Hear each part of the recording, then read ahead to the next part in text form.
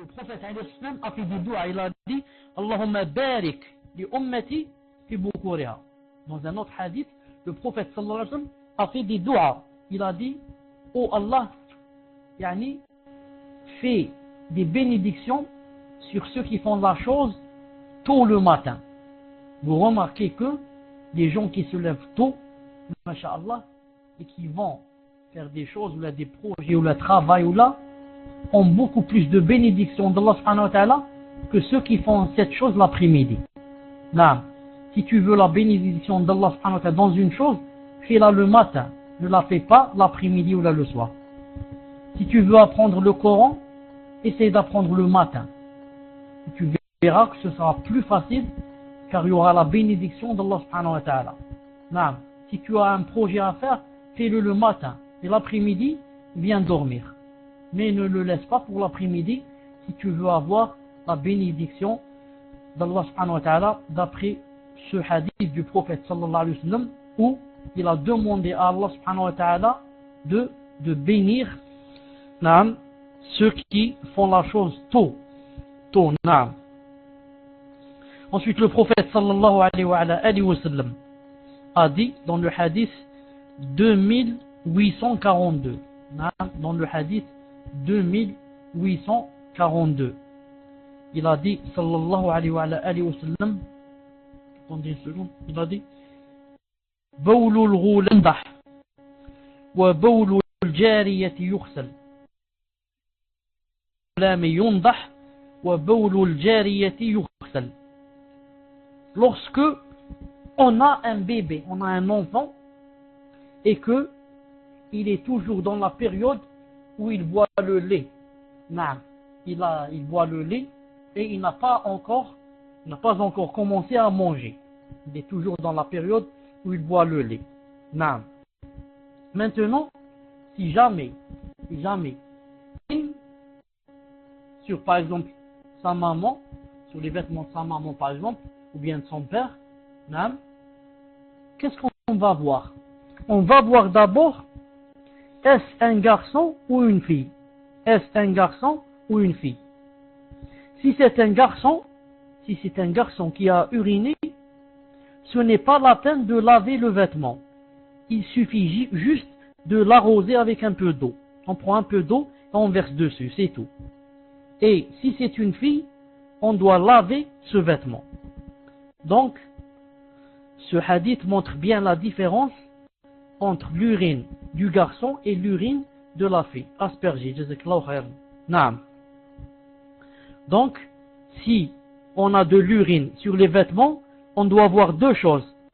La première des choses, est-ce que cet enfant ne boit que du lait ou là il a commencé à manger? Il a commencé à manger des biscottes et je ne sais pas quoi, la soupe, les spaghettis, etc. Maintenant, ça a changé le jugement. Il faut que ça soit quelqu'un qui ne boit que du lait. Il est jeune. Et la deuxième des choses, on doit voir, est-ce un garçon ou bien une fille? Si c'est un garçon, on asperge, c'est tout. Si c'est une fille, on lave.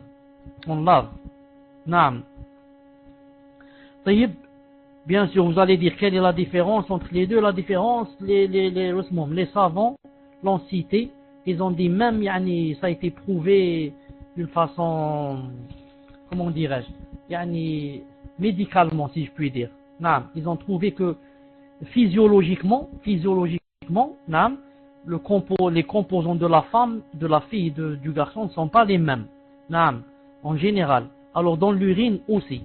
Ils ont dit il y a une différence dans l'urine de la femme et l'urine de l'homme. Et ils ont cité aussi autre chose. Que je ne me rappelle pas. Mais le plus important c'est quoi? Ce n'est pas de savoir quelle est la cause. Mais le plus important c'est de dire Sami'na wa ata'na. J'ai entendu et je vais appliquer. C'est ça l'essentiel. Que je connaisse pourquoi ou que je connaisse pas, c'est pas très intéressant. Le plus intéressant c'est quoi? C'est d'appliquer, de dire Naam, de dire le prophète alayhi salam, ce qu'il a dit est vrai. Naam, il ne parle pas des passions. Il ne parle que lorsque Allah Ta'ala lui dit de parler, il lui ordonne. Donc, je dis j'ai entendu et j'applique. Naam. Ensuite, le prophète sallallahu alayhi wa sallam a dit dans le hadith numéro 2859. Il a dit Bayna ana na'im, alors que j'étais en train de dormir, id utitu bi qadhi laban, alors on m'a donné un récipient où il y avait du lait. Naam. Fasharibtu minhu, alors j'en ai bu.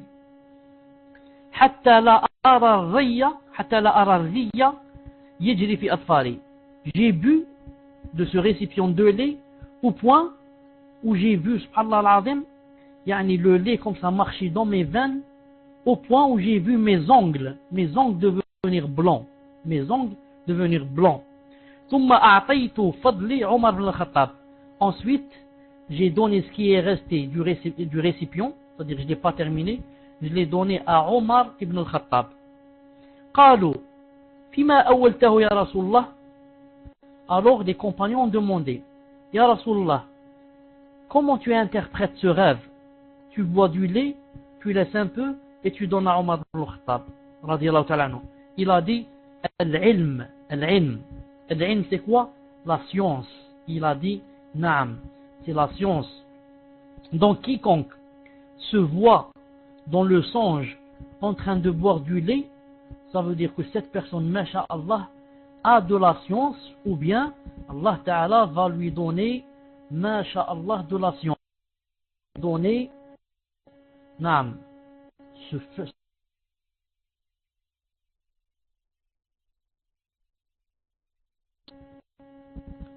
Taïb, est-ce que vous êtes avec moi? Taïb, est-ce que ça s'est coupé depuis quand? Est-ce que vous avez entendu le hadith du lait, boire du lait? Est-ce que vous avez entendu ce hadith? Je ne sais pas pourquoi. Quelques secondes, alhamdoulilah. Taïb, donc ça s'est passé maintenant, c'est tout. Naam. Je disais que se voir dans le songe en train de boire du lait, il faut remercier Allah subhanahu wa ta'ala pour ce songe. Car ça veut dire que on va avoir la science. Ensuite, autre chose. Omar ibn al-Khattab radiyallahu ta'ala anhu,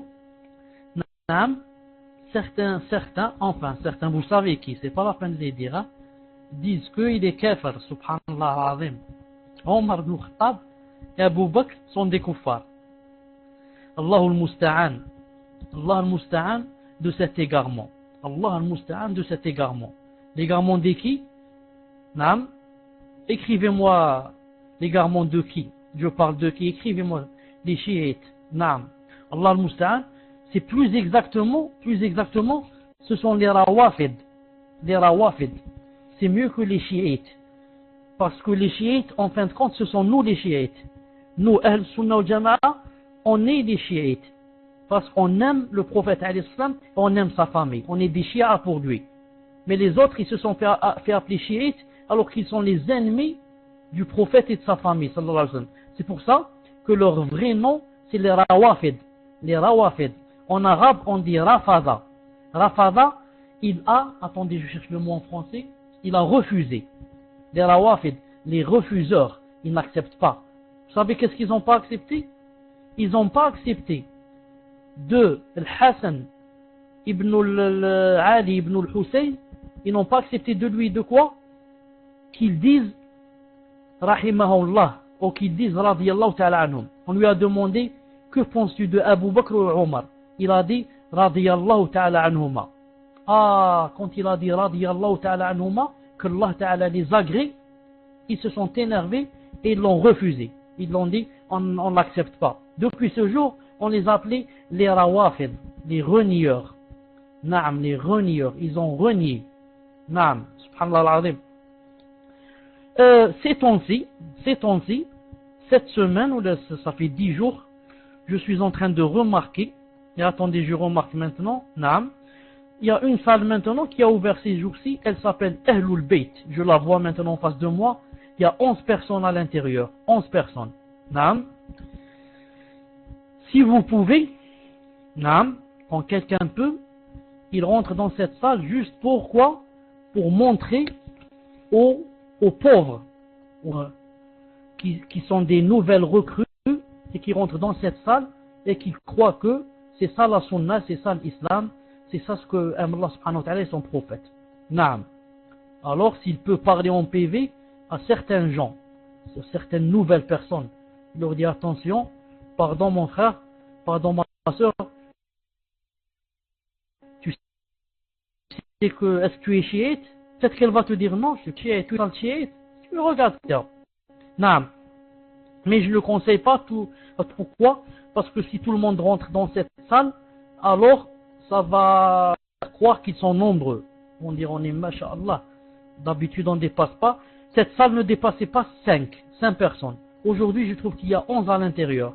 Naam, ils sont en train de pêcher. À chaque fois, ils pêchent une personne ou les deux et ils les égarent. Naam. C'est pour ça que Wasmud Da'wa Paltok n'a pas mis cette salle dans les salles dangereuses. Alors que c'est l'une des salles dangereuses qui a ouvert cette semaine à A'udhu Billah. Je disais quoi? Alors le prophète sallallahu alayhi wa sallam a dit dans le hadith 2860. Rafadouni. Naam. Zayd, qu'est-ce qu'il a dit? Il a dit Rafadouni. Ils m'ont rejeté, ils m'ont renié. Alors il fut rappelé les Rawafid. À partir de ce jour, appelé les Rawafid. Parce que qu'est-ce qu'ils ont fait? Rafadou.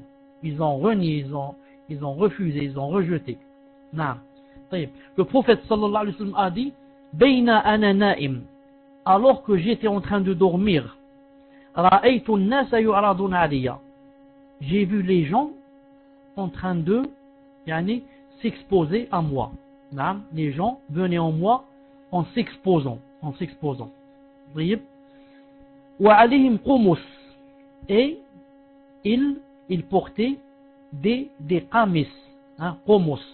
Portaient, comme on dit nous maintenant en français, disons des. Vous savez qu'est-ce que c'est le qamis, hein? Vous savez qu'est-ce que c'est le qamis que met l'homme. Naam. Minha ma yablughu sudi. Naam. Minha ma yablughu sudi. Maintenant, les vêtements que ces gens portaient, certains arrivaient jusqu'au sein.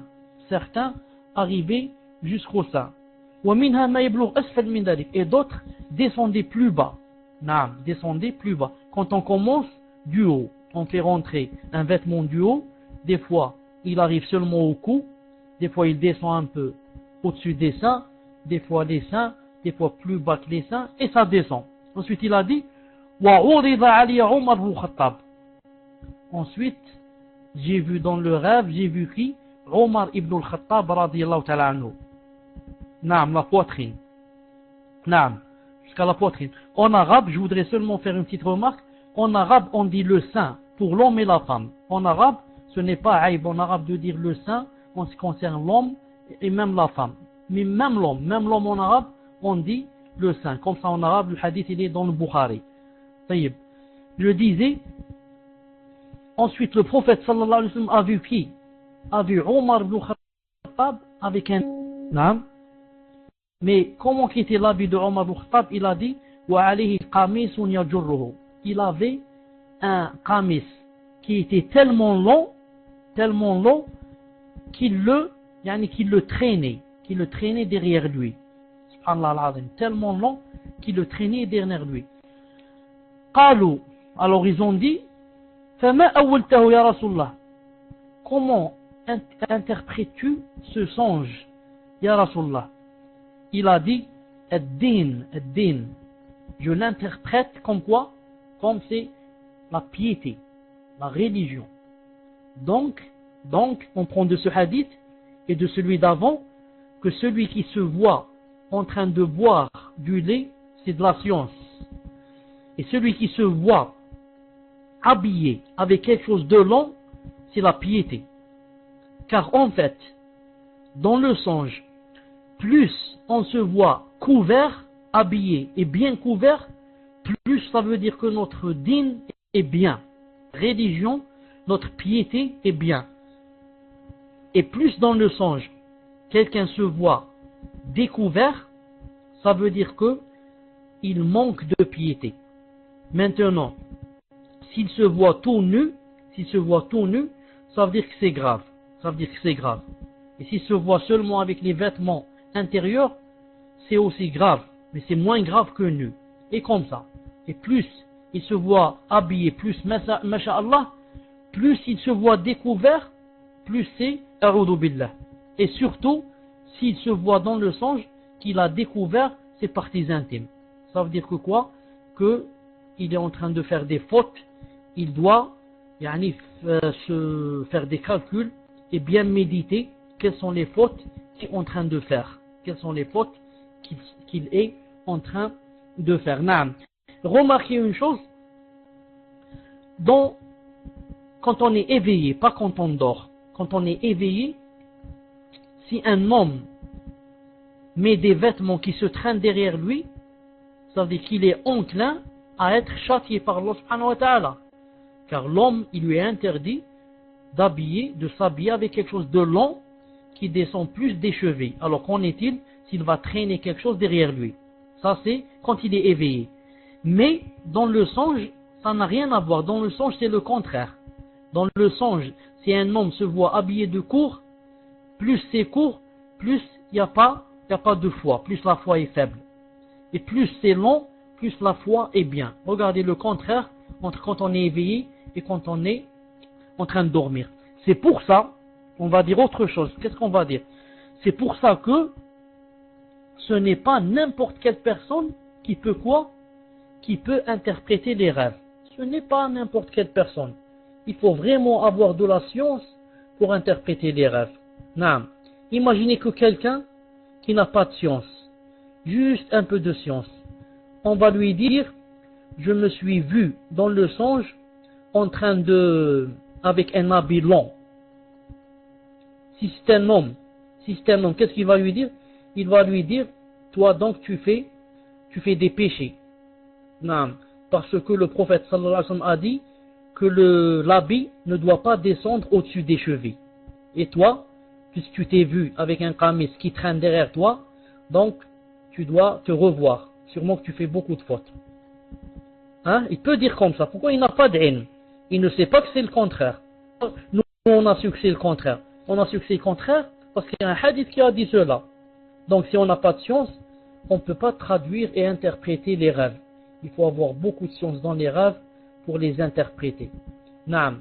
Et vous connaissez l'histoire qu'on raconte que quelqu'un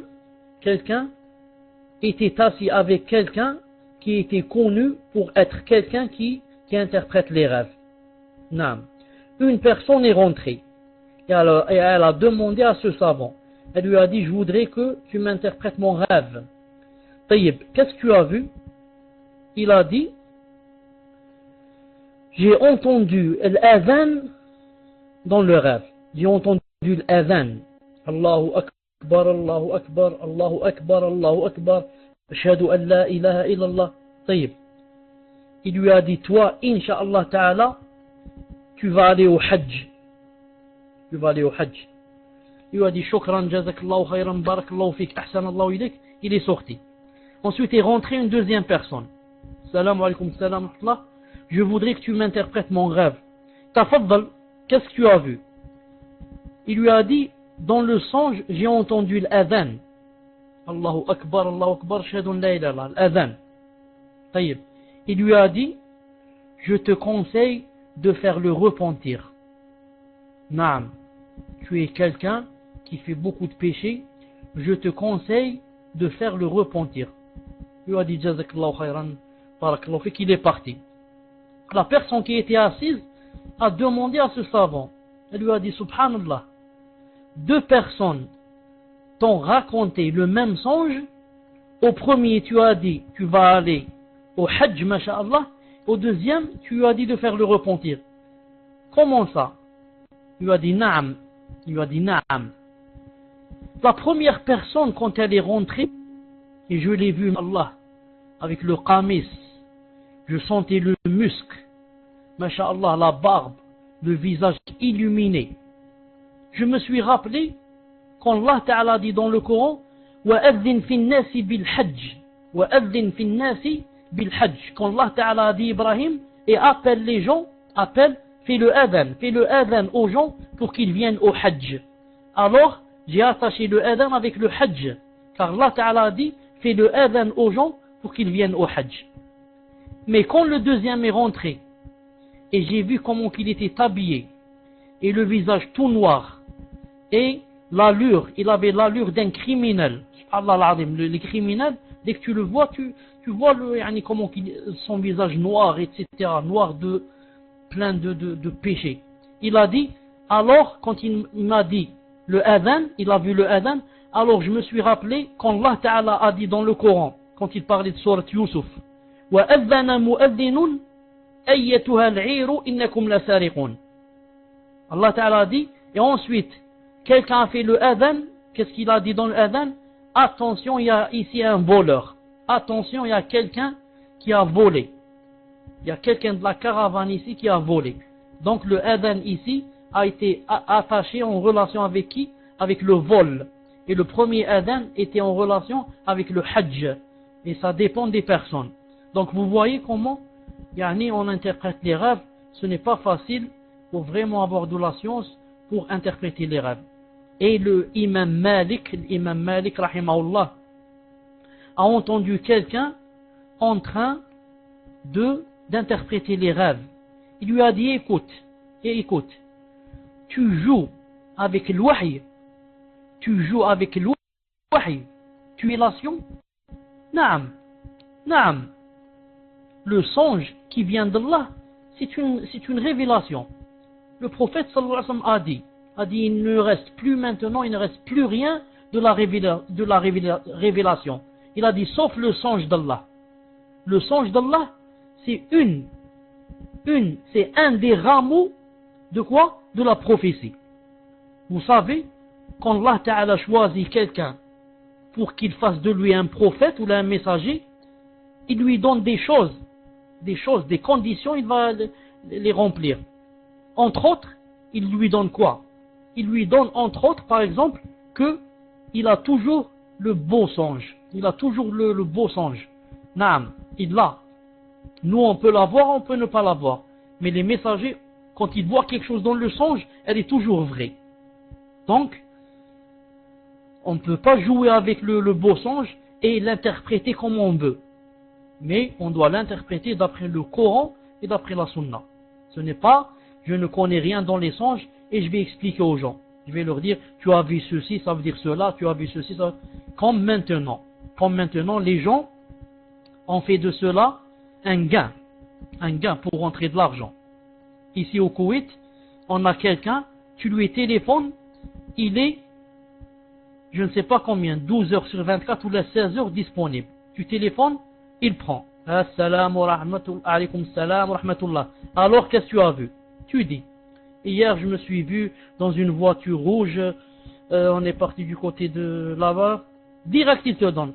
Bon, la voiture rouge, ça veut dire c'est le sang qui va couler, puisque tu es parti à gauche c'est Jahannam et à droite c'est le paradis, toi tu es allé à gauche, donc tu vas mourir, tu vas aller à Jahannam, donc je sais pas, il commence à dire n'importe quoi.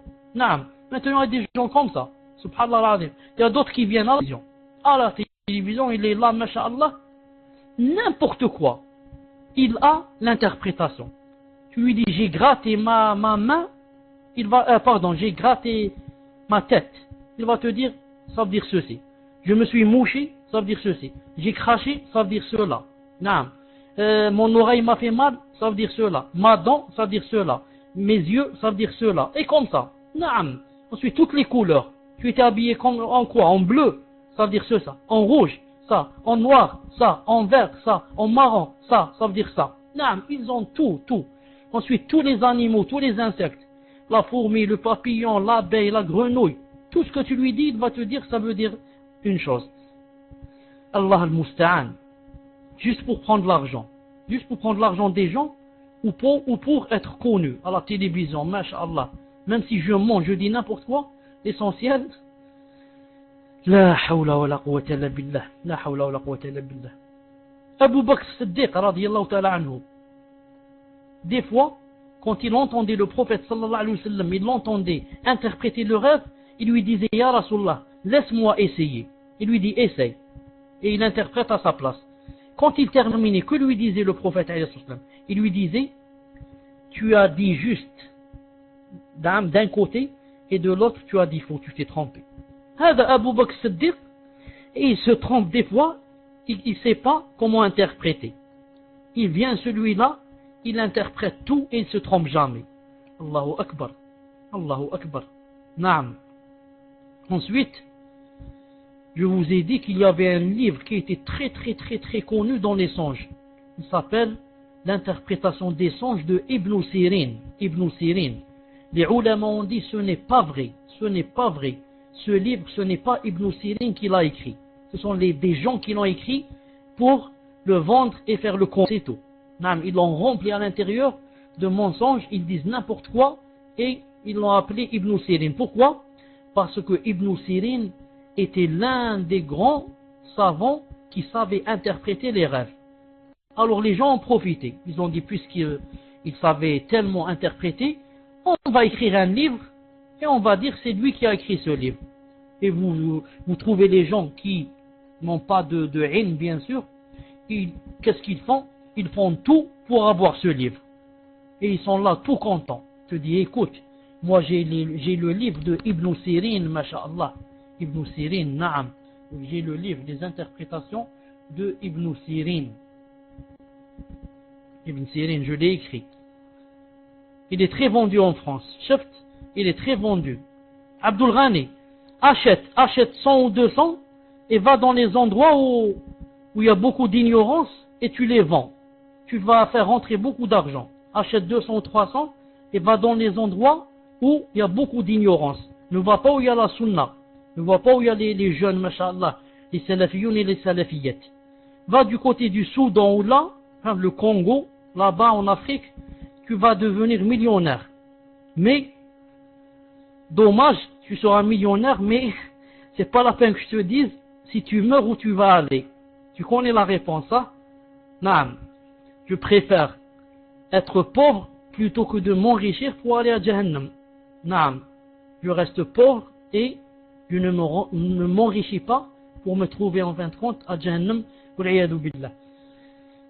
Ensuite, revenons à autre chose. Naam, autre chose. Omar ibn al-Khattab, radiyallahu ta'ala anhu, que les Rawafid disent il est kuffar, il est kafir, alors que le prophète sallallahu alayhi wa sallam a témoigné que quoi? Qu'il avait du ilm, de la science, et qu'il avait quoi? Et qu'il avait du din, de la piété. Naam, il a joint entre deux choses, le din et la science. Pourquoi? Car on peut avoir le din, la religion, la piété très pieux, et ne pas avoir de science. Naam.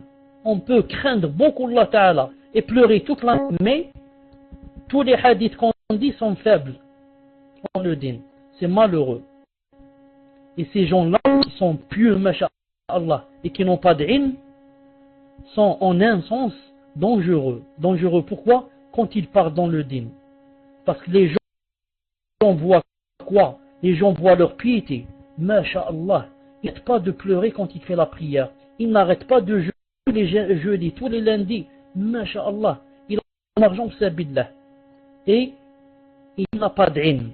Il croit que, étant pieux, alors tout ce qu'il dit, c'est ça le din. Naam. Et la deuxième sorte, c'est qui? C'est ceux qui ont la science et n'ont pas le din. Ceux-là sont plus graves. Ça s'appelle un zindiq. Quelqu'un qui a le din, mais il n'a pas quoi? Qui a la science et tout le Coran. Et il apprend beaucoup de hadiths, mais il ne pratique pas. C'est un zindiq. Celui-là, c'est plus grave. Quand il commence à parler de din, personne ne parle mieux que lui. Et quand tu vois ses actions, elles sont les plus mauvaises. On demande à Allah subhanahu wa ta'ala qu'il nous préserve de ces deux sortes. Donc Omar ibn Khattab radiyallahu ta'ala anhu a joint entre les deux. C'est pas moi qui témoigne de lui, c'est le prophète en personne qui a témoigné. Qu'il a dit, qu'il avait la science et qu'il avait le din, la piété, masha'Allah ta'ala. Au point où le prophète sallallahu alayhi wa sallam a dit dans un hadith qui se trouve dans Tirmidhi et se trouve dans Sahih Tirmidhi de Sheikh Al-Albani, et il a des hadiths authentiques. Vous savez qu'a dit le prophète sallallahu alayhi wa sallam? Il a dit, s'il y avait un prophète après moi, il serait alors Omar ibn Khattab. Allahu Akbar. Allahu Akbar. Jamais le prophète sallallahu alayhi wa sallam n'a dit une chose pareille sur une personne. Jamais. Il a dit, s'il y avait quelqu'un qui serait après moi prophète, mais il n'y en a pas bien sûr, il a dit, il sera Omar ibn al-Khattab, radiyallahu ta'ala anhu. Et pourtant, Abu Bakr Siddiq, radiyallahu ta'ala anhu, était plus savant que lui, avait plus de science que lui. Naam. Mais Omar ibn al-Khattab, radiyallahu ta'ala anhu, avait une chose que tous les autres n'avaient pas. Quelle est cette chose qu'il avait que les autres n'avaient pas? C'était un muhaddith. C'était un muhaddith. Vous savez qu'est-ce que c'est un muhaddith? Comme a dit le prophète sallallahu alayhi wa sallam, il a dit, il n'y a pas une nation où il n'y a pas de muhaddith. Et s'il y a un muhaddith dans ma nation, c'est Omar ibn al-Khattab. Naam. Vous savez ce que ça veut dire un muhaddith? Un muhaddith, c'est quelqu'un qui, lorsqu'il se parle, non, c'est pas muhaddith. Attention, muhaddith avec I. Moi je parle avec A. Muhaddith. A. Attendez, je vais l'écrire pour que vous trompiez pas. Parce que si Abdul Ghani n'avait pas écrit, je n'aurais pas parlé. Muhaddith. Muhaddith. Voilà, muhaddith. Celui-là, ça a rapport avec le hadith. Muhaddith, quelqu'un qui apprend beaucoup de hadiths, qui raconte les hadiths, on dit muhaddith. Maintenant, on parle de vous remarquez avec I, D et muhaddith. Maintenant, on parle de autre chose. On parle de muhaddith. A, D-A. Muhaddith au lieu de muhaddith. Vous savez ce que ça veut dire muhaddith? Comme Omar ibn Khattab. Un muhaddith, c'est quelqu'un qui, lorsqu'il se parle en son cœur, il dit quelque chose, elle s'exauce. Peut-être qu'on peut dire en français, peut-être, quelqu'un d'intuitif. Il a beaucoup d'intuition. Le sixième sens. Il dit quelque chose dans son cœur, il va se passer. Cette chose va se passer, elle se passe. Subhanallah al-Azim. Omar ibn Khattab avait cette chose. C'était spécial. Vous savez, 15 fois, je dis bien 15 fois, avant que le Coran ne descende, Omar ibn Khattab disait la chose, le Coran descendait comme disait Omar ibn Khattab. Naam, une très grande inspiration. Très grande inspiration. Ça vient d'où? Il faut vraiment être pieux et vraiment avoir un cœur, yani, safi, saint, pur. Et je ne sais pas si on peut arriver à ce statut. Omar ibn Khattab, radiyallahu ta'ala anhu, 15 fois, il dit une chose, le Coran descend d'après la chose qu'il vient de dire. Je donne un exemple, c'est tout, Omar ibn Khattab, radiyallahu ta'ala anhu, quand ils ont fait le Hajj, autrefois, on tournait, c'est tout, 7 fois, et on ne faisait pas les 2 rak'at devant Maqam Ibrahim. Vous savez que quand on tourne autour de la Kaaba 7 fois, ensuite qu'est-ce qu'on fait? On fait 2 rak'at qui s'appellent devant une chose qui s'appelle Maqam Ibrahim, l'endroit de Ibrahim. Donc autrefois on tournait seulement 7 fois. Omar ibn Khattab a dit, et si on faisait ici 2 rak'at? Et si on faisait ici 2 rak'at à cet endroit? Quand il a dit cela, Allah Ta'ala a fait descendre le verset. وَاتَّخِذُوا مِن مَقَامِ إِبْرَاهِيمَ مُصَلَّى. Et prenez de cet endroit de Ibrahim un musalla et faites 2 rak'at. Subhanallah al-Azim. Le fait que Omar a dit ça, Allah Ta'ala a fait descendre un verset dans Sourate Baqara. Il a dit, et prenez de cet endroit-là et faites 2 rak'at. Subhanallah al-Azim. Omar ibn Khattab, radiyallahu ta'ala anhu, est rentré, quand il rentrait dans pour parler avec le prophète sallallahu alayhi wa sallam, il voyait ses femmes, avant que le hijab ne descende, avant que Allah Azza wa Jalla ne dise au prophète, dis à tes femmes de se voiler. Il rentrait, il parlait, il les voyait, elle le voyait. Ensuite, Omar ibn Khattab s'est dit, il a dit, Ya Rasulallah, voiler tes femmes. Et si tu voiles tes femmes, il y a des gens qui rentrent, il y a des gens qui sont bien, pervers qui rentrent. Et ils voient tes femmes. Quand il a dit cela, on a envoyé Jibril au prophète sallallahu alayhi wa sallam, avec un verset où il lui dit, Ya ayyuhan nabiyyu, قل لأزواجك وبناتك ونساء المؤمنين يدنين عليهن من جلابيبهن ذلك أدنى أن يعرفن فلا يؤذين. سبحان الله العظيم. Dès que Omar a suggéré au prophète sallallahu alayhi wa sallam qu'il dise à ses femmes de se voiler, Allah Ta'ala a fait descendre le verset du voile. Le verset du voile. Ô prophète, dis à ta femme et à tes filles et aux musulmans de se voiler. Subhanallah al-Azim. Parce que Omar a dit cette chose. Naam. Une fois, l'un des plus grands hypocrites, ou bien le plus grand hypocrite au temps du prophète sallallahu alayhi wa sallam, le plus grand hypocrite au temps du prophète sallallahu alayhi wa sallam, qui s'appelle Ubay ibn Salul, est mort. Et bien sûr, quand il était vivant, il disait La ilaha illa Muhammad Rasulullah. C'est-à-dire, il voulait montrer qu'il était croyant musulman. Mais Allah Ta'ala sait qu'il mentait et qu'il était kafir et hypocrite. Alors quand il est mort, le prophète sallallahu alayhi wa sallam a voulu faire la salat sur lui. Il a dit, moi, je ne suis pas obligé d'ouvrir les cœurs des gens pour voir s'il était sincère ou pas. Je l'ai entendu plusieurs fois dire La ilaha illallah Muhammad Rasulullah. Je le voyais à la mosquée faire la salat. Pour moi, c'est un musulman. Il allait faire la prière sur lui. Quand il s'est préparé pour faire la prière, Omar ibn Khattab l'a retenu. Lui a dit, Ya Rasulullah, innahu munafiq. C'est un hypocrite. Ne fais pas la salat sur lui. Ensuite, le prophète islam l'a repoussé un peu. Il allait dire Allah. Ensuite, Omar ibn Khattab le tire. Lui dit, Ya Rasulullah, c'est un hypocrite. Ne fais pas la salat sur lui. Ensuite, le prophète islam le pousse et il dit Allahu Akbar. Et il fait la prière sur lui. Quand il termine la prière, Jibril alayhi salam arrive avec un verset. Qu'a dit Allah Ta'ala dans ce verset? Il lui a dit, en parlant du prophète sallallahu alayhi wa sallam, وَلَا تُصَلِّ عَلَى أَحَدٍ مِّنْهُمْ مَاتَ أَبَدًا. Et ne fais jamais la prière sur quelqu'un d'eux qui meurt. Jamais. وَلَا تَقُمْ عَلَى قَبْرِهِ. Et ne te mets jamais debout devant sa tombe. Naam. وَلَا تَقُمْ عَلَى قَبْرِهِ.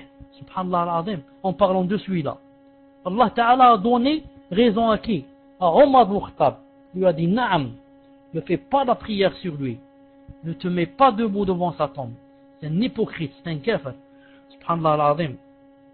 Donc Omar ibn Khattab avait cette particularité, à part la science et le din, avait la particularité d'être inspiré. Et que quand il disait une chose, Subhanallah al-Azim, cette chose venait comme il avait pensé. C'est très rare de trouver des gens comme ça. Et Omar ibn Khattab radiyallahu ta'ala anhu a fait une chose que jusqu'à présent, de nos jours, les savants eux-mêmes sont restés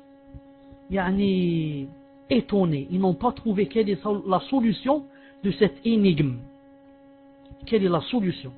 Vous savez qu'a fait Omar ibn Khattab? Une chose, ça rentre aussi avec l'inspiration. Non, mais ça rentre aussi avec ce que je disais, c'était un muhaddith.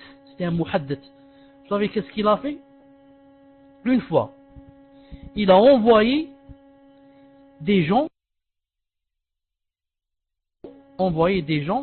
faire une bataille. Supposons que il les a envoyés par exemple à 50 km ou à 100 km ou à 200 loin de Médine, pour faire une bataille, et lui il n'est pas parti. Il était sur le mimbar en train de faire le prêche du vendredi. Suivez bien ce que je vais dire, c'est quelque chose d'étonnant. Il est sur le mimbar en train de faire le prêche. Oh, vous les croyants, il faut craindre Allah subhanahu wa ta'ala, il faut faire la salat, il faut ceci. Il faisait le prêche. Ensuite, il s'arrête du prêche et il dit comme ça, à voix haute, Ya Sari al-Jabal, Ya Sari al-Jabal, Ya Sari al-Jabal. Il commence à crier de voix haute. qu'est-ce qu'il dit? Oh, Sariya, cette personne. Naam, une personne, il dit Al-Jabal, Sariya, ou bien c'est le nom d'une personne, ou bien c'est le nom du groupe qui a envoyé. Ça s'appelle Sariya. Naam. Il a dit Al-Jabal, mais je crois beaucoup plus c'est une personne. Al-Jabal, c'est-à-dire la montagne. Subhanallah al-Azim. Et il a continué à faire le prêche. Quand il a terminé le prêche, les gens l'ont entouré pour s'enquérir de qu'est-ce qu'il a dit. On n'a pas compris. Tu étais en train de faire le prêche et voilà, tu t'arrêtes et tu commences à crier Sariya, tu nommes quelqu'un, ensuite tu lui dis la montagne. Qu'est-ce que c'est que ça? On n'a pas compris. Naam. Subhanallah al-Azim. Quand il était sur le mimbar en train de faire le prêche, quelque chose dans son cœur, une chose très forte, un sentiment très fort, lui a fait sentir que les gens qu'il a envoyés dans la bataille, ils étaient dans une situation vraiment difficile où l'ennemi allait sauter sur eux. Alors il a appelé le chef du groupe de Sariya, il lui a dit Sariya, attention, mets-toi contre la montagne, mets ton dos contre la montagne pour que l'ennemi ne te vienne pas de derrière. L'ennemi, ne laisse pas l'ennemi venir de derrière la montagne, attention. Mets ton dos contre la montagne. Subhanallah al-Azim. Quand les compagnons sont revenus de cette bataille, ils sont allés remercier. Omar al-Khattab lui a dit Wallahi, si ce n'était pas toi qui nous avais dit, car on t'avait entendu parler de l'abti, on a entendu ta voix quand tu nous disais attention, mettez-vous contre la montagne. Wallah, si on n'avait pas entendu ta voix, ce jour-là, on aurait tous péri. Subhanallah al-Azim. Dites-moi, maintenant je vous parle à vous qui êtes en train de m'entendre. Comment vous expliquez ça? Maintenant, on appelle ça à peu près, attendez si je n'oublie pas, comment ça s'appelle ça? J'allais dire magnétisme, c'est pas magnétisme. Ça a un nom, je l'ai oublié, ça a un nom, quelque chose qui se termine par fili comme ça. Télépathie, subhanallah al-Azim. C'est ce que je cherchais. Subhanallah al-Azim. Télépathie. On parle avec quelqu'un qui est de loin, il nous entend. Al-Azim. Qu'est-ce qu'il avait Omar radiallahu ta'ala dans son cœur? Comment une phrase, comment un son peut arriver à des centaines de kilomètres et les gens l'entendent. Ensuite, comment je sais que ces gens-là sont dans un embarras et dans un problème pour que je les appelle de loin. Ensuite, ça c'est autre chose aussi. Subhanallah al-Azim. C'était vraiment une personne étrange. Naam. Tayyib. Ensuite, le prophète Naam, a dit, donc vous voyez, on est toujours dans les songes. Le prophète sallallahu alayhi wa sallam a dit Bayna ana na'im, alors que j'étais en train de dormir, dans un autre songe, Ra'aytu fi yadi siwarayn min dhahab, j'ai vu dans mes mains deux bracelets en or. فأهمني شأنهما. Alors, ça m'a travaillé un peu. Qu'est-ce que ça veut dire ça? Ces deux bracelets en or qui sont dans mes mains. فأوحى إلي فأوحي المنام. Alors Allah Ta'ala m'a révélé dans le songe. Il m'a révélé pour m'expliquer. Qu'est-ce qu'il m'a dit? Allah Ta'ala m'a dit أنفرهما, souffle sur ces deux bracelets. فنفختهما فطارا, j'ai soufflé sur les deux bracelets, ils se sont envolés. Subhanallah al-Azim, ils se sont envolés. Alors, on lui a dit bien sûr, comment tu interprètes ce rêve? Comment tu interprètes ce songe? Tu te vois avec deux bracelets d'or, tu souffles sur les bracelets, ils s'envolent. Naam. Si c'était d'après vous, et je vous aurais posé cette question, quelqu'un, la voisine, le voisin, vous aurait posé cette question. j'ai vu 2 bracelets d'or dans ma main. Naam. Ensuite, j'ai soufflé sur eux, ils se sont envolés. Comment vous les aurez interprétés? Taïb. Abdul Ghani, dis-moi comment tu interprètes cette chose. Et Ishaq, dis-moi comment tu interprètes ce rêve. Naam, j'ai soufflé sur 2 bracelets en or, ils se sont volés. Taïb, Abdul Ghani n'est pas avec nous. Je vois que il n'est pas avec nous dans la salle.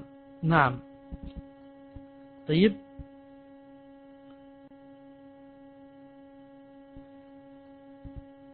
Alors, qui n'a pas le point rouge? Ishaq et Salafiya. Il a le point rouge, hein, Abdul Ghani. Où est-ce qu'il est, Abdul Ghani? Je ne le vois pas, il faut qu'il lève sa main. Sinon, je ne vais pas le trouver.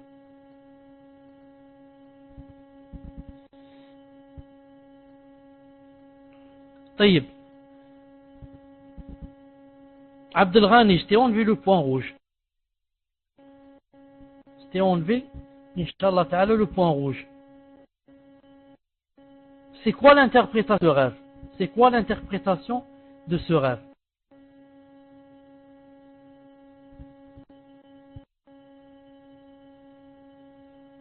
Taïb, tu es sorti de... J'avais pas de connexion. Khalas, pour ne pas perdre de temps. Pour ne pas perdre de temps. Ma'alish.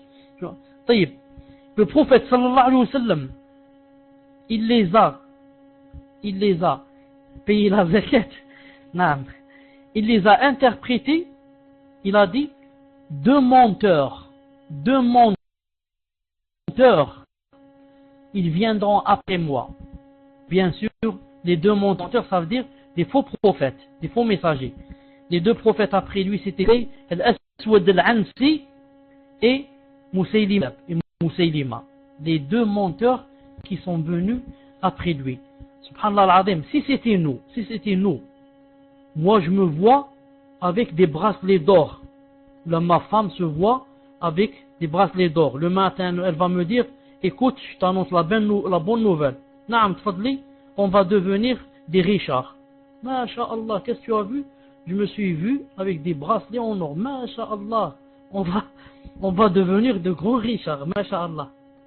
Alors que, naam, si vous remarquiez, subhanallah al-azim, le mot zahab, naam, c'est zahab,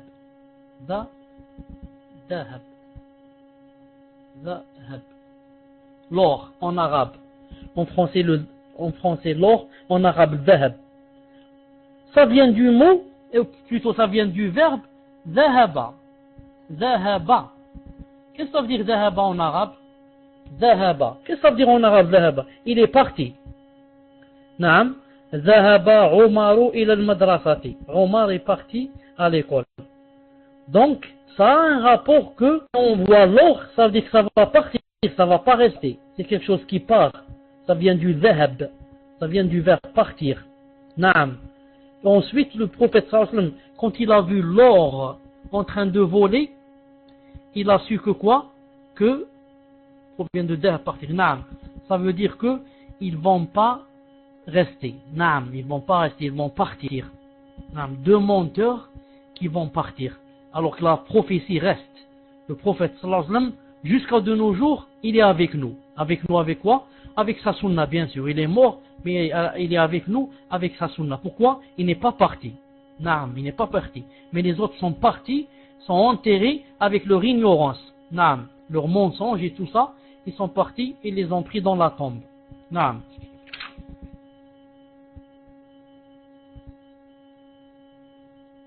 Taïb. Ensuite, le prophète sallallahu alayhi wa sallam a dit dans le hadith 2863. Il a dit Bayna Ayyubu yakhtasilu uryanan. Alors que notre prophète Ayyub alayhi salam, naam, est-ce que quelqu'un de vous sait comment on dit Ayyub en français? Je sais que Yaqub c'est Jacob, mais Ayyub je ne sais pas comment on l'appelle en français, hein? Ayyub, donc il change pas, c'est Ayyub. Naam. Il a dit pendant que Ayyub alayhi salam était en train de se laver nu. Il était nu en train de se laver. Bien sûr, quand il se lavait nu, ce n'était pas devant les gens. Naam, il se lavait seul, parce qu'il était pudique. Il était pudique. Job, naam, il était pudique, alors que les Juifs se lavaient devant tout le monde nu. Alors il a dit, pendant que Yaqub alayhi salam était en train de se laver, kharra ali jaradun min dahab.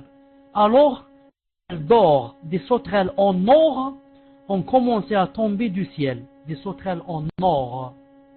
فجعل أيوب يحثي في ثوبه. Alors, il a commencé à en prendre, les sauterelles qui tombaient par terre, il a commencé à en prendre et les mettre dans ses vêtements. فناداه ربه تبارك وتعالى. Alors Allah subhanahu wa ta'ala l'a appelé et lui a dit, يا أيوب ألم أكن أغنيك عما ترى. Ayoub lui a dit, ne t'ai-je pas donné, yani, plus que ces choses, ne t'ai-je pas donné plus que ces choses. Il a dit, bela wa izzatik, si, par Allah, si tu m'as donné comme ces choses et plus, walakin la ghinan bi an barakatik.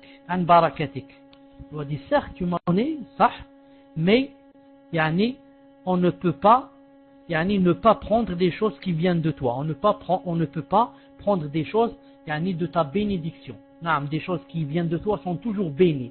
On ne peut pas les refuser. Naam. Qu'est-ce qu'on prend de ce hadith? On prend de ce hadith que il est permis à l'homme et à la femme, bien sûr, quand ils sont seuls, je parle de ceux qui sont mariés, de se laver nus. Le prophète alayhi salam le faisait plusieurs fois avec ses épouses. Non.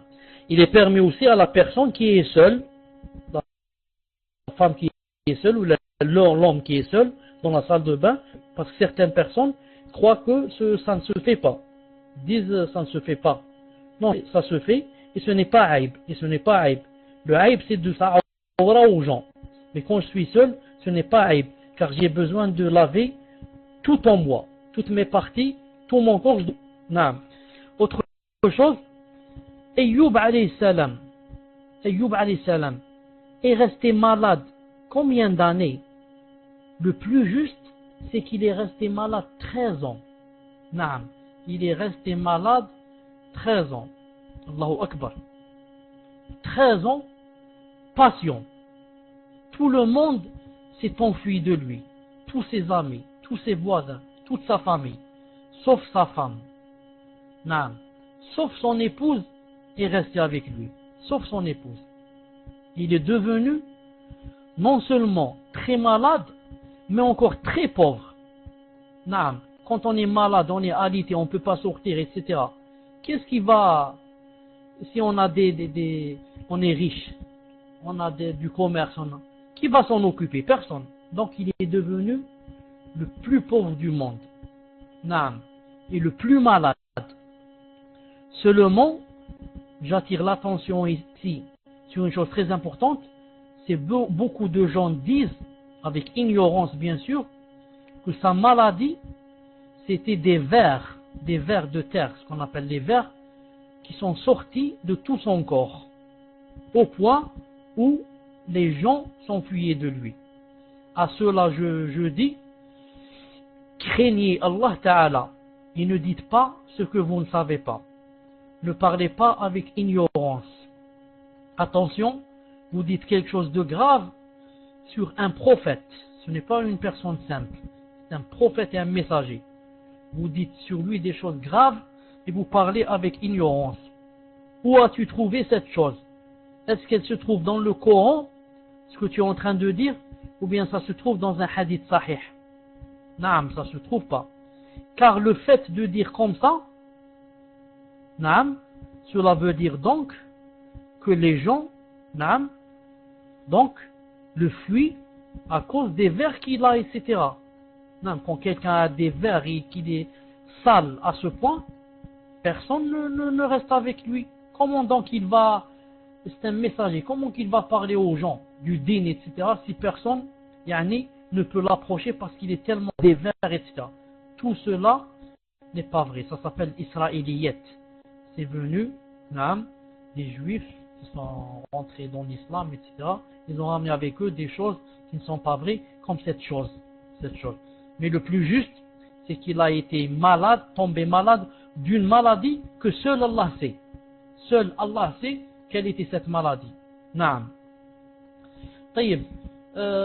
Déjà, Allah Ta'ala, lorsqu'il veut envoyer un messager, il l'envoie dans la plus belle image, avec le plus beau caractère et la plus belle image, pour que les gens, quand ils le voient, ils penchent vers lui, ils le respectent, etc. Maintenant, s'il y a un messager qui est très sale et qui a des vers et qui a ça c'est pas un messager. Ça, c'est pas un messager. Les gens fuient de lui.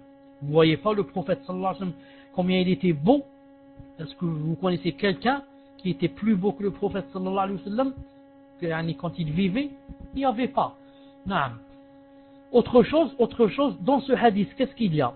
Il y a que Allah Ta'ala lui a fait descendre du ciel des sauterelles en or. Masha'Allah, Masha'Allah. Regardez, des sauterelles en or. Imagine devant toi une sauterelle, la sauterelle qui est verte. Naam. Imagine maintenant, elle est en or, Masha'Allah, et en train de voler, briller comme ça avec le soleil, en or. Comment elle doit être? Ça, il les a envoyés sur terre. Naam, sur terre. Alors, qu'est-ce qu'il doit y avoir dans le paradis? Qu'est-ce qu'il doit y avoir dans le paradis? Et comment doivent être, donc, les animaux et les insectes, etc. du paradis, subhanallah al-azim. Comment ils doivent être? Naam. Des sauterelles en or. Autre chose. Regardez Ibrahim alayhi salam. Il est tombé malade 13 ans. Et il était là, masha'Allah, patient, endurant. Il sait que cette chose est venue d'Allah subhanahu wa ta'ala. Et que quand Allah ta'ala veut la lever, il la lève. Il veut l'enlever, il l'enlève. Il veut l'éloigner de lui, il l'éloigne. Et naam, après 13 ans, il a été guéri. Et Allah ta'ala lui a rendu et sa santé et ses biens. Au point où des sauterelles d'or tombent du ciel. Ayoub, naam. Est-ce que j'ai dit une autre chose? Non, Ayoub, je parle d'Ayoub. Peut-être j'ai dit Yaqub, si j'ai dit Yaqub, je me suis trompé, je parle de Ayoub alayhi salam. 13 ans malade, j'ai dit Ibrahim, pardon, hein? Non. Ayoub alayhi salam, 13 années malade, il souffrait, il endurait, et voilà la récompense. Maintenant, alhamdulillah, guéri, et en plus de ça, il lui a donné de l'or qui tombe du ciel. De l'or. C'est pour ça que le prophète sallallahu alayhi wa sallam a dit dans un hadith authentique, authentifié par Cheikh Al-Albani dans Sahih Al-Jami', que Allah Ta'ala a dit, c'est-à-dire hadith Qudsi, Allah Ta'ala a dit, qu'a dit Allah subhanahu wa ta'ala, subhanallah al-azim, qu'a-t-il dit? Il a dit, si jamais je donne une maladie à quelqu'un et qu'il patiente et ne se plaint pas de moi à ses visiteurs. Voilà la condition. Il patiente et il ne se plaint pas aux visiteurs. C'est-à-dire les gens, quand ils viennent le voir, comment vas-tu, etc., ils ne commencent pas à dire qu'est-ce que moi toujours malade, hein, tout le monde va bien sauf moi. Naam, tout le monde va bien, sauf moi. Je ne sais pas pourquoi Allah Ta'ala me donne ces choses. Pourquoi il ne les donne pas à d'autres? Il y a d'autres qui méritent les maladies. Moi, je ne mérite pas. Moi, je fais la prière, je fais le jeûne, etc. Pourquoi il me donne cette maladie? Subhanallah al-azim. Tu veux montrer à Allah subhanahu wa ta'ala, tu veux que ce soit toi qui lui montre comment il doit gérer. Subhanallah. Toi, tu lui préconises à qui il donne la maladie et à qui il donne la santé. C'est toi qui as créé les gens ou là c'est lui? Est-ce que moi je me suis créé? Si je m'étais créé moi-même, peut-être je n'accepterais pas la maladie d'Allah. Je vais dire, pourquoi il me donne la maladie? C'est moi je me suis créé. Pourquoi il me la donne? Et maintenant toi, c'est Allah Ta'ala qui t'a créé. Donc tu es son serviteur. Serviteur, il fait de toi ce qu'il veut sans être questionné. Sans être questionné. il fait ce qu'il veut. Naam, quand quelqu'un il a une bombe dans la maison et sa maîtresse lui dit va laver la vaisselle ou bien va faire cette chose, est-ce que la bonne a le droit de dire pourquoi on lave la vaisselle aujourd'hui? Pourquoi on ne laisse pas demain on lave la vaisselle? Pourquoi je lave les murs aujourd'hui? Aujourd'hui on lave pas les murs, on lave la voiture, pas les murs. Est-ce qu'elle a le droit? Elle ne doit pas le dire. Elle n'a pas le droit, sinon elle n'est plus la servante et l'autre n'est plus la maîtresse. Naam. Donc, Allah Ta'ala a dit, si je donne une maladie à quelqu'un et qu'il ne me plaint pas aux gens qui viennent le visiter, alors il a dit, je lui changerai un sang mieux que le sang qu'il a et une chair mieux que la chair qu'il a. Et je le libérerai de mon emprisonnement. Car quand il est malade, il est emprisonné par la maladie. Il a dit, je lui ferai changer de sang, changer de chair, si on appelle ça la chair, l'ahm, et je le ferai sortir de la prison de sa maladie. Ça veut dire, je le guérirai. Naam, je le guérirai. Taïb, j'ajoute, Inch'Allah Ta'ala, 10 minutes et j'arrête.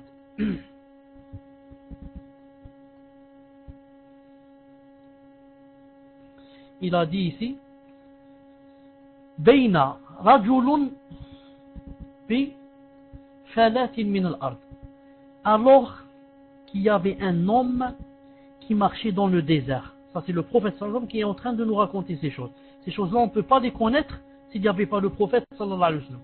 Ce sont des choses qu'on ne peut pas deviner. Des histoires pareilles. Il a dit, pendant qu'un homme marchait dans le désert. Qu'est-ce qui s'est passé? Il a dit, فسمع صوتا في سحابة يقول اسقي حديقة فلان. Cet homme, pendant qu'il marchait dans le désert, il y avait au-dessus de lui un nuage. Un nuage. Naam. Il a dit, il a entendu un son, ou disons une voix sur le nuage qui disait, une voix qui venait du nuage, une voix qui disait Isqi hadiqata fulan. Subhanallah al-azim. Pour que vous compreniez bien, un homme marchait dans le désert, un nuage sur lui. Il entend une voix qui dit au nuage. Que dit la voix au nuage? La voix dit au nuage, Isqi, va arroser le jardin de X, en citant X. Par exemple, va arroser le jardin de Abdul Ghani 12. Va arroser le jardin de Abdul Ghani. Subhanallah al-azim. Il a dit, فَتَنَحَّى ذَلِكَ السَّحَابِ. Dès que le nuage a entendu cette voix, ou bien cet ordre qui lui a été donné, il a pris une direction, une certaine direction, et il est parti jusqu'à arriver dans un jardin, le jardin qui lui a été désigné bien sûr, et il a commencé à verser toute l'eau qu'il contenait. Le nuage a versé toute l'eau qu'il contenait.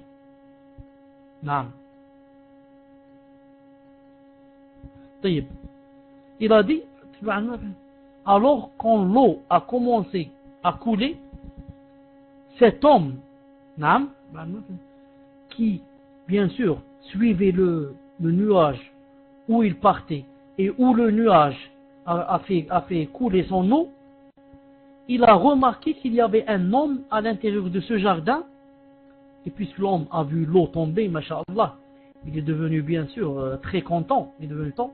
En plein désert, il y a de l'eau qui tombe du ciel, il est devenu très content. Ensuite, il a commencé à arroser son jardin.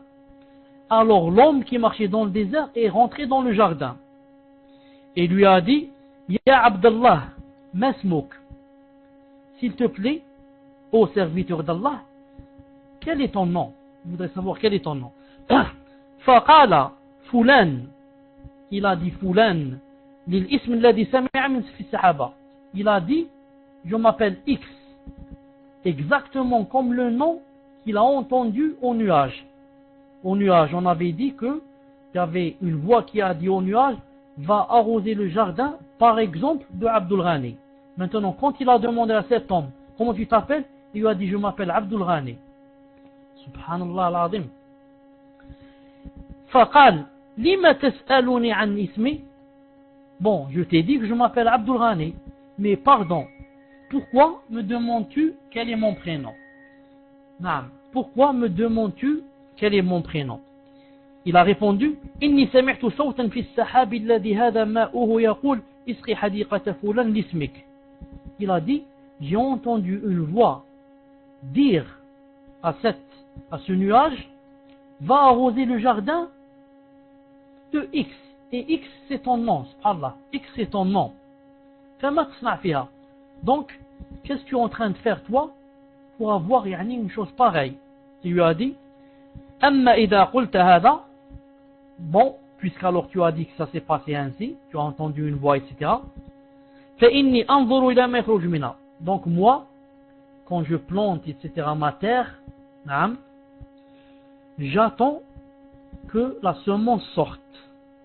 Ensuite, je divise la semence, ou la récolte, pardon. J'attends que la récolte sorte. Je divise la récolte en 3. Un tiers, c'est pour moi et ma famille. Le deuxième tiers, je le donne fi sabilillah. Et le troisième tiers, c'est pour la terre. J'achète les semences, etc. Naam. Est-ce que vous avez le son pour voir si on est en train de m'appeler pour j'ai pas le son ou quoi? Alhamdulillah. Alhamdulillah. Donc, cette personne, qu'est-ce qu'elle faisait? Cette personne, elle, quand elle semait, etc., elle prenait la récolte, elle la divisait en 3. Elle la divisait en 3. Une partie, elle donne fi sabilillah, le deuxième tiers pour l'homme et sa famille, le troisième tiers pour qui? Pour la terre. La terre aussi, elle a besoin, qu'on lui fasse l'aumône. On lui achète des médicaments, etc., tout ce qu'il faut pour la terre. Regardez quelqu'un qui, lorsqu'il a une récolte, ou il a une somme d'argent, ou là, il laisse une part fi sabilillah. C'est ça le plus important. Cette personne, laissez le un tiers fi sabilillah. Regardez quand quelqu'un fait de sa paye une partie fi sabilillah, comme Allah subhanahu wa ta'ala lui envoie un nuage spécialement pour lui. Naam, le nuage enfin quand il est commandé par qui? Le nuage, il est libre d'aller où il veut. Le nuage, il est libre d'aller où il veut. Il va à Marseille et il donne la pluie au lieu d'aller à Nantes. Il est fou le nuage, il fait ce qu'il veut. Le nuage, il est commandé par Allah subhanahu wa ta'ala. C'est Allah ta'ala qui donne l'ordre à tout l'univers, au vent, à l'univers, aux étoiles. Il donne les ordres. Il donne l'ordre au nuage d'aller verser l'eau dans telle ville et non pas dans l'autre ville. Mais il a donné l'ordre à verser de l'eau à une et pas à toutes les autres. Subhanallah, parce que cette personne avait son argent chaque mois ou chaque récolte qu'elle donnait fi sabilillah. Celui qui donne une partie de son argent fi sabilillah, Allah Ta'ala ne le laissera pas. Naam. Il ne donnera pas Allah Ta'ala aux autres, il donnera à cette personne quand elle est dans le besoin. Quand elle a besoin de Allah subhanahu wa ta'ala et de son aide, Allah Ta'ala sera avec lui. Comme il a été avec cette personne, il lui envoie de l'eau spécialement pour elle et pas pour les autres. Ensuite, remarquez comment Allah Ta'ala, Allahu Akbar, comment Allah Ta'ala, dans l'ordre au nuage, en lui citant le nom de la personne. Allah Ta'ala nous connaît tous avec nos noms et nos prénoms. C'est lui qui nous a créés. Comment il ne nous connaît pas? Il parle au nuage et lui dit, va arroser X. Imagine toi toi qui est Kitab al-Sunnah, Isa, et Makan 11. Imagine, Allah Ta'ala dit au nuage en t'appelant par ton nom, va arroser le jardin de Kitab Sunnah, va arranger le jardin de Isa 83. Allahu Akbar, il t'appelle par ton nom. Hein? Maintenant, si toi, on va te dire que, je ne sais pas qui, Sarkozy, on va te dire Sarkozy t'a appelé par ton nom. Il a dit, où est Isa 83? Ça fait longtemps qu'on l'a pas vu. Subhanallah, peut-être tu vas pas dormir la nuit. Bon, lui-même, en personne, il a parlé de moi. Oh, il m'a cité, tu es sûr? Non, il t'a cité. Il a dit Abdul Ghani. Où est Abdul Ghani? Ça fait longtemps qu'on l'a pas vu. Allahu Akbar, il a parlé de moi. C'est une personne comme nous, faible. Une personne qui tombe malade et qui oublie et qui va aux toilettes. Connaît-il Allah subhanahu wa ta'ala t'appelle par ton nom et par ton prénom. Et il dit, va arroser X. Naam, naam. Il est chez moi midi, midi. Naam, il n'est pas midi, il est minuit. Il est minuit 30. Naam. Inch'Allah ta'ala, on se rencontre dans 10 minutes bi'idhnillahi ta'ala. Le temps que je vois quelle est cette personne qui est en train de m'appeler, je crois qu'on m'appelle du bled. Naam. Donc, Inch'Allah ta'ala, on se rencontre dans 10 minutes, Inch'Allah ta'ala. Naam, la fatigue commence. Est-ce que Coran Sunna, tu as le Coran. Coran et Sunna, tu t'appelles pas Coran et Sunna pour rien. Alors, mets le Coran. Inch'Allah ta'ala.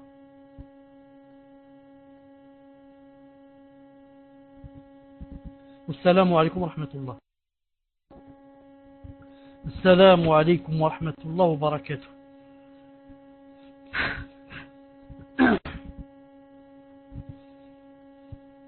Naam. Christophe, alhamdulillah. Alhamdulillah. Abdul Ghani, est-ce que tu as le micro? Naam. Pour nous lire, ou là je vais chercher le frère qui nous lit avec d'habitude.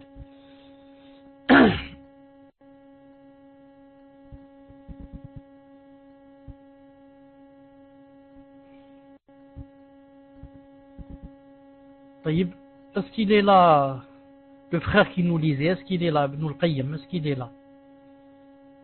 Je l'ai. Taïb. Ah, enfin, واحد منكم, خلاص. Là, pas de problème. Taïb. Qu'est-ce que j'allais dire? D'abord, il y a un frère qui vient de demander, qui vient de dire que cela faisait 1 année qu'il est rentré en islam et que maintenant sa sœur veut rentrer en islam et qu'il ne savait pas, yani, il ne sait pas devant combien de sœurs la sœur doit faire la shahada. Devant combien de sœurs la sœur doit faire la shahada. La réponse, alhamdulillahi wa salatu wa salamu ala rasulillahi sallallahu alayhi wa sallam. Elle n'a besoin d'aucune sœur pour faire la shahada. Et l'homme n'a besoin d'aucun frère pour faire la shahada. Seul dans la maison, seul dans la forêt, seul dans la voiture. Il dit Ashhadu an la ilaha illallah wa ashhadu anna Muhammadan abduhu wa rasuluhu. Il est rentré dans l'islam. Pourvu que il sache c'est quoi le sens de ce qu'il est en train de dire. Il faut qu'il sache qu'est-ce que ça veut dire Ashhadu an la ilaha illallah et qu'est-ce que ça veut dire Ashhadu anna Muhammadan rasulullah. Naam. Et qu'est-ce qui m'attend après cela? C'est tout. Naam. Il n'a pas besoin qu'il y ait des témoins devant lui. Il n'a pas besoin qu'il y ait des témoins devant lui. Maysan, tafadlali. Ça ne fait rien. Lis Abdul Ghani, on essaye toi aujourd'hui. Lis. Tafadlal. Si tu veux toi une question, Ibn Qayyim une question. Lis, Inch'Allah, tafadlal. Une question. Comme ça vous voyez. Ibda Abdul Ghani, tafadlal.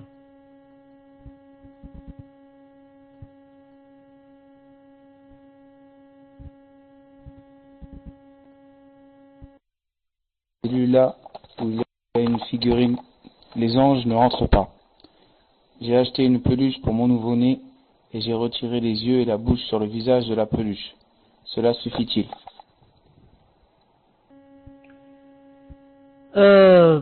Pour répondre, il faudrait que je comprenne d'abord. Pour répondre, il faudrait que je comprenne. J'ai lu là où il y a une figurine. Je ne sais pas ce que ça veut dire une figurine. Une figurine. Non. Je pense que c'est une image. Wallahu a'lam. Ce mot me dit quelque chose, mais je l'ai oublié. Ça fait longtemps. Une image, genre de statue.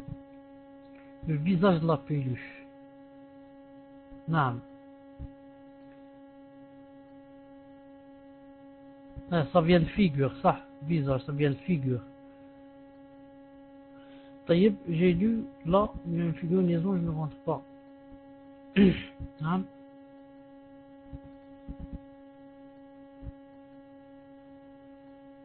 En fait, c'est là que je voulais dire. Pour ceux qui ont des animaux, etc. à la maison, un petit ours ou là, un peluche ou là, des choses comme ça. Et si on a enlevé les yeux et la bouche, etc., c'est moins grave que de le laisser ainsi. Non, c'est moins grave. Mais on pourrait par exemple cacher sa tête.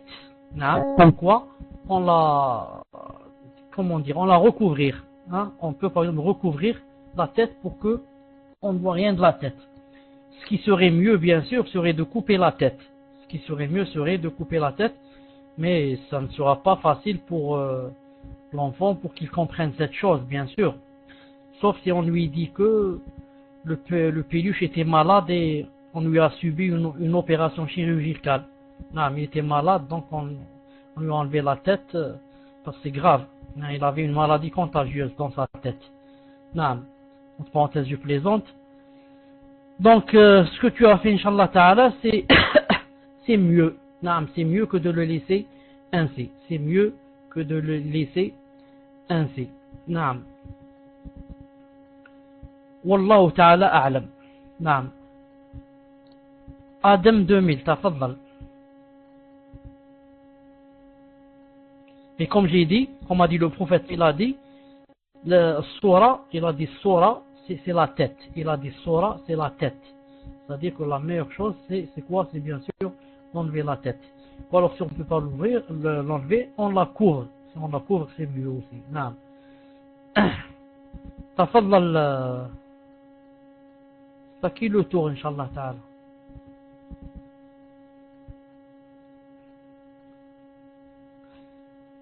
Fiki barakallah. Adam 2000, tafadhal.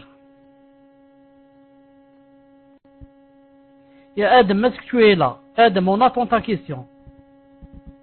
Ya Adam, est-ce que tu es là?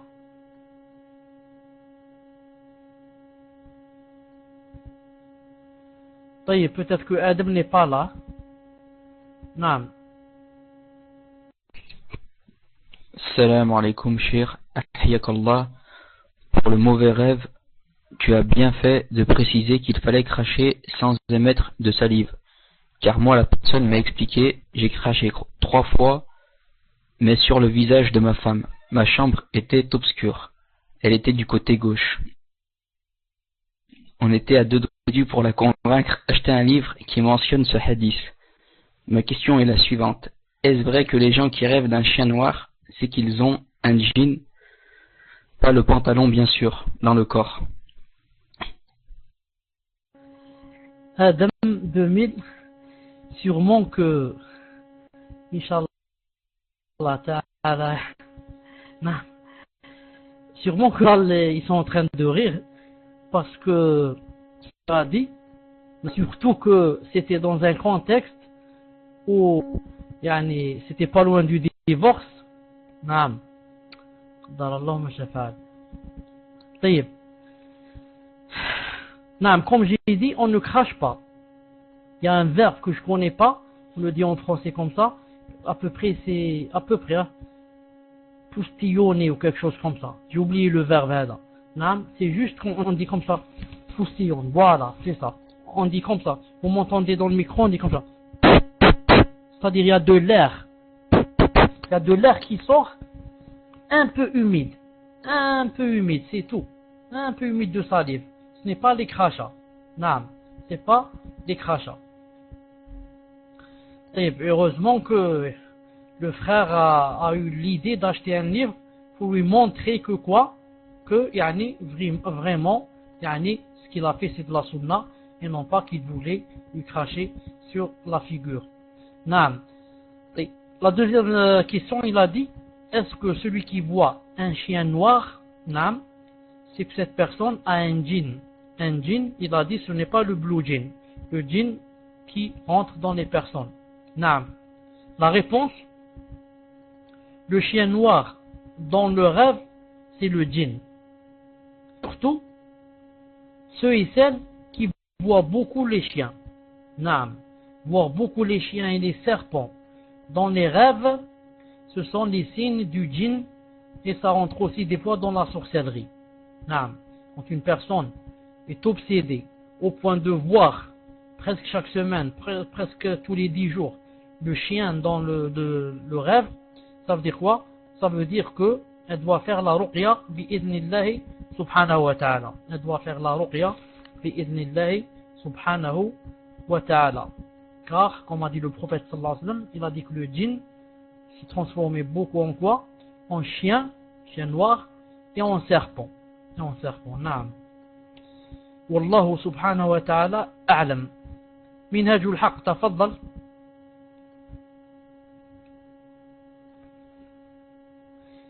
Minhajul haqq, tafaddal. Je me suis trompé, je t'ai fait descendre. Tafaddal, tu n'as pas le point rouge.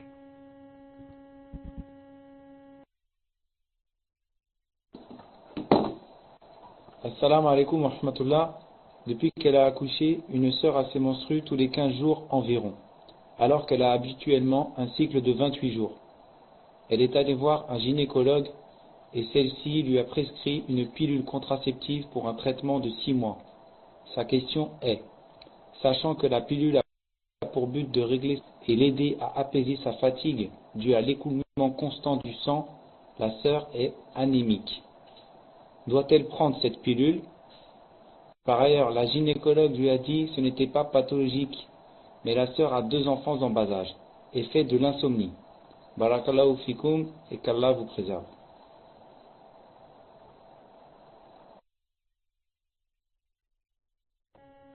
Je n'ai pas compris qu'est-ce que ça veut dire que la gynécologue lui a dit que ce n'était pas pathologique. J'ai pas compris qu'est-ce que ça veut dire que ce n'est pas pathologique. طيب, j'attends Inch'Allah Ta'ala la réponse. طيب, ce n'est pas dû à une maladie.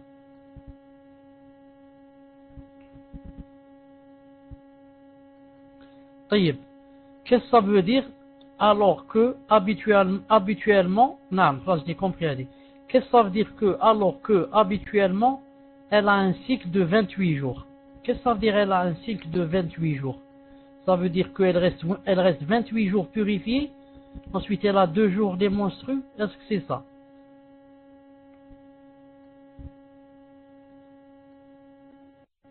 Qu'est-ce que ça veut dire elle a un cycle de 28 jours?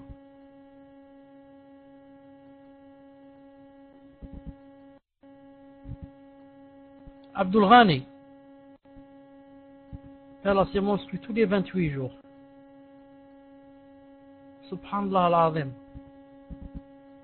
Donc elle a les règles seulement 2 jours par mois.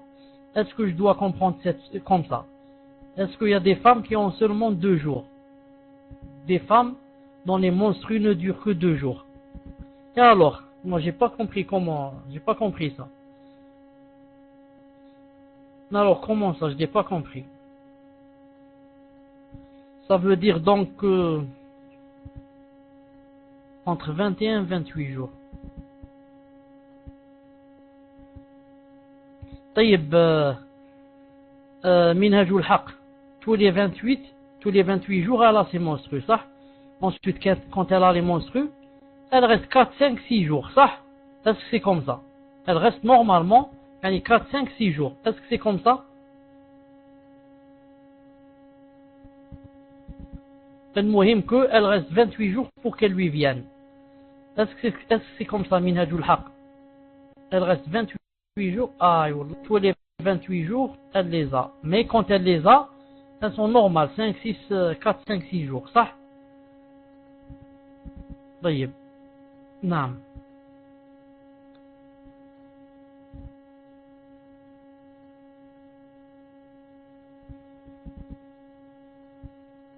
Elle veut savoir combien de temps les menstrues. L'autre fait qu'elle a accouché.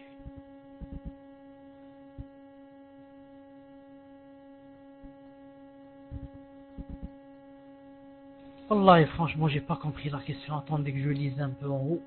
Non, attendez que je lise un peu. Elle a ses menstrues tous les 15 jours. Alors que, habituellement, elle les a tous les 28 jours. Et non, où est le problème? Où est le problème? Elle les a tous les 15 jours. Elle les a 2 fois par mois. Où est le problème? Je vois pas où est le problème.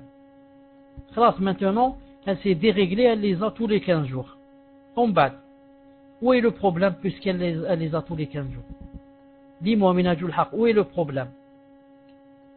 Maintenant, elle a changé de cycle.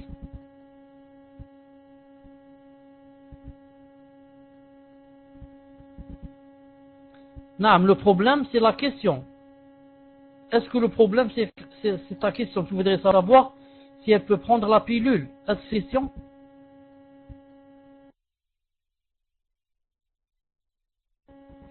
Salam alaikum wa rahmatullah. Naam, j'étais déconnecté. Minhajul Haq, es-tu là? Es-tu là? Minhajul Haq, es-tu là?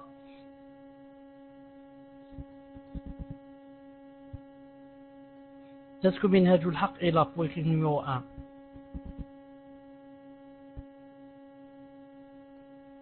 Naam, Minhajul Haq, donc, si j'ai bien compris, cette sœur va prendre la pilule pour se régler. Elle est déréglée. Naam, si c'est seulement ça ta question, naam, si la pilule a été donnée par un médecin et ce n'est pas elle qui l'a choisi de sa tête, un médecin qui sait, car les pilules, il y a plusieurs sortes. Si le médecin lui a choisi la pilule convenable et qu'elle la prend comme médicament, ce n'est pas interdit, incha'Allah ta'ala. Naam, ce n'est pas interdit, incha'Allah ta'ala. C'est un traitement de 6 mois. Naam, elle l'essaye, incha'Allah ta'ala, et elle voit, incha'Allah ta'ala, que ça donne. Naam, ce n'est pas interdit. C'est juste pour se soigner et se régler, et d'avoir des règles normales et comme d'habitude. Naam. طيب, sister, تفضل. Sister, es-tu avec nous, Inch'Allah? Sister, es-tu avec nous?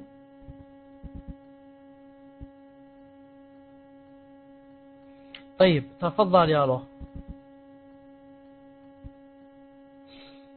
J'ai posé la question. Non, la question est seulement chez toi, yani, elle s'est affichée chez toi. Non, elle s'est pas affichée chez nous. Parce qu'elle est longue, ta question est longue, il ne faut pas qu'elle dépasse 5 lignes. Wa alaykoum salam wa rahmatullah. Naam, pour le frère auquel qui m'a envoyé la photo, en ce qui concerne la mosquée, j'ai demandé, enfin, comment dirais-je, j'ai voulu contacter les hommes de science, mais j'ai pas pu. Naam, cette semaine, j'ai pas pu. Peut-être par occupation. Occupation pas de ma part, de leur part. J'ai pas pu. Mais d'ici, Inch'Allah Ta'ala, demain après-demain, j'aurai la réponse. Naam, d'ici demain après-demain, j'aurai la réponse. J'ai essayé avec le téléphone, mais je n'ai pas pu. Naam. Taïb, lisez la question, Inch'Allah. Est-ce que c'est légiféré de le et à quel moment se fait-il? Avant ou après le recours?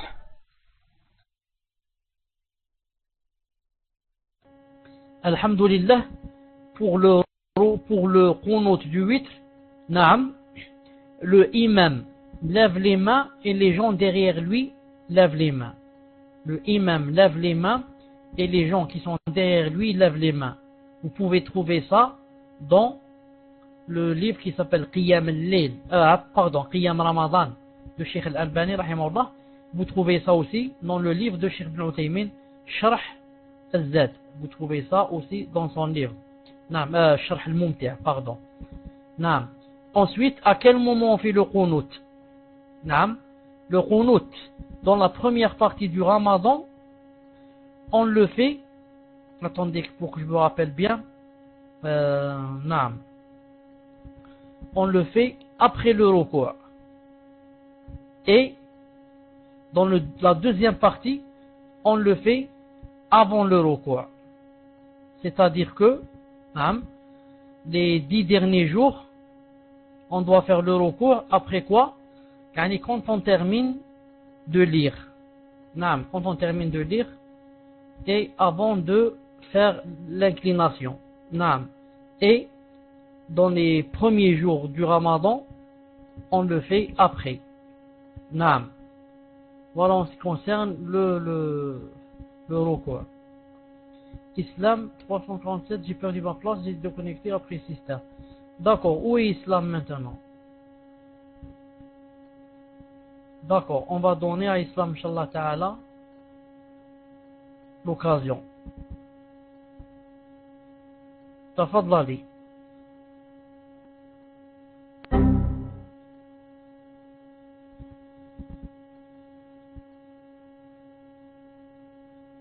Taïb, je ne vois aucune question.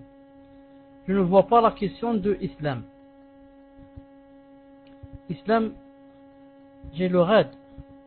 Subhanallah al-Azim, chez moi tu n'as pas le raid. Moi je te vois sans le raid.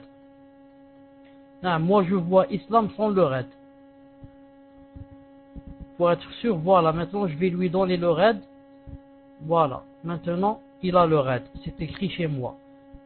Islam redoted by. Maintenant je lui enlève le raid. Voilà. Remove raid. Maintenant Islam n'a plus de raid.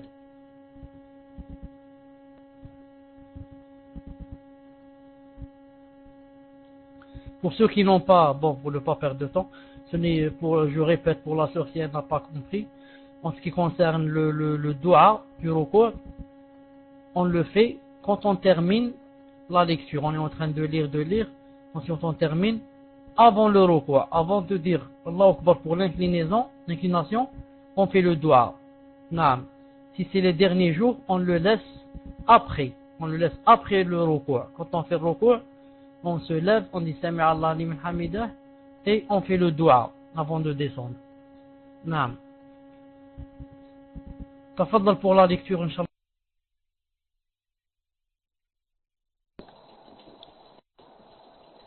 Wa alaikum. J'ai des problèmes avec ma belle-mère. Elle croit que je manipule mon mari et que je l'éloigne de sa famille pour le rapprocher de la mienne et d'autres choses qui auraient pu entraîner des conflits entre moi et mon mari, voire même le divorce si on n'avait pas une bonne communication entre nous. Alhamdulillah. L'année dernière, suite à une dispute, elle ne nous a pas parlé pendant plus de 7 mois durant lesquels je l'ai contactée à plusieurs... et voilà.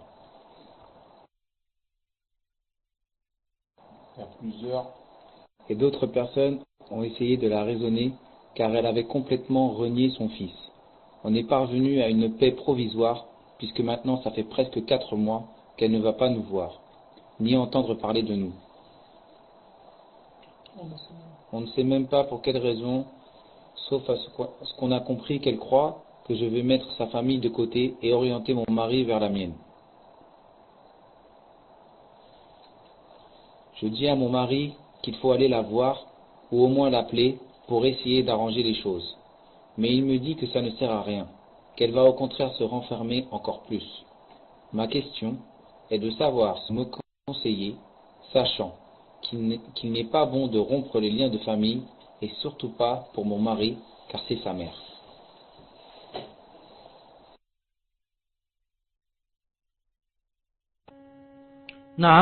Les problèmes entre la femme et sa belle-mère ont existé depuis que Allah subhanahu wa ta'ala a créé la mère et a créé la belle-mère. Depuis que Allah ta'ala a créé l'épouse et la belle-mère. Maintenant, elle fait son possible pour ne pas rompre les liens, et elle fait son possible pour exhorter son fils à ce qu'il lui parle. Naam. Car elle, si sa belle-mère ne lui parle pas, ou bien elle ne parle pas à sa belle-mère, ce n'est pas tant grave que comme son fils qui ne lui parle pas. Parce que toi, si ta belle-mère ne te parle pas, ou toi tu ne parles pas à ta belle-mère, tu ne vas pas aller en enfer. Mais si son fils ne lui parle pas, c'est ça ce qui est grave. Donc toi, ton but c'est quoi? C'est d'essayer d'exhorter son fils pour qu'il lui parle. Qu'il aille chez elle, qu'il lui téléphone, etc., qu'il lui fasse des cadeaux, etc., etc. Non, c'est elle qui ne veut pas, elle est libre. Elle est libre. Non, elle fait ce qu'elle veut. L'essentiel, c'est que ton mari essaye de lui parler. Maintenant, quand elle lui décroche le téléphone, ou bien sur son visage, ou bien elle lui répond pas, ou bien elle l'insulte, ou bien tout ça, il doit l'accepter. Tout ça, il doit patienter et il doit l'accepter. Non, l'essentiel c'est quoi? C'est d'essayer de faire quelque chose pour ne pas rompre les liens. Maintenant, quand j'essaie de faire quelque chose, et cette personne ne veut pas de moi, ou bien ne me rend pas, ou là, tout ça, moi ça m'intéresse pas beaucoup. Ce qui m'intéresse, c'est que devant Allah, j'ai fait mon devoir. Devant Allah, je fais mon devoir, et celui qui veut, alhamdoulilah, il veut, celui qui veut rompre les liens, c'est lui qui sera fautif, celui qui aura des comptes à régler demain devant Allah subhanahu wa ta'ala. Donc c'est ça ce que je conseille. Je conseille à ce qu'elle pousse son mari à ce qu'il aille, etc.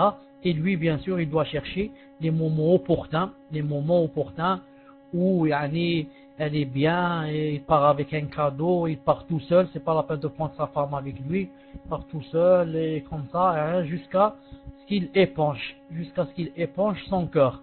Car quand la mère est énervée sur son fils et elle croit que son épouse veut le prendre, elle devient bien sûr jalouse, alors ce n'est pas facile d'épancher son cœur. C'est pour ça qu'il doit aller doucement avec sagesse et faire des doigts à Allah subhanahu wa ta'ala pour que les liens ne se rompent pas.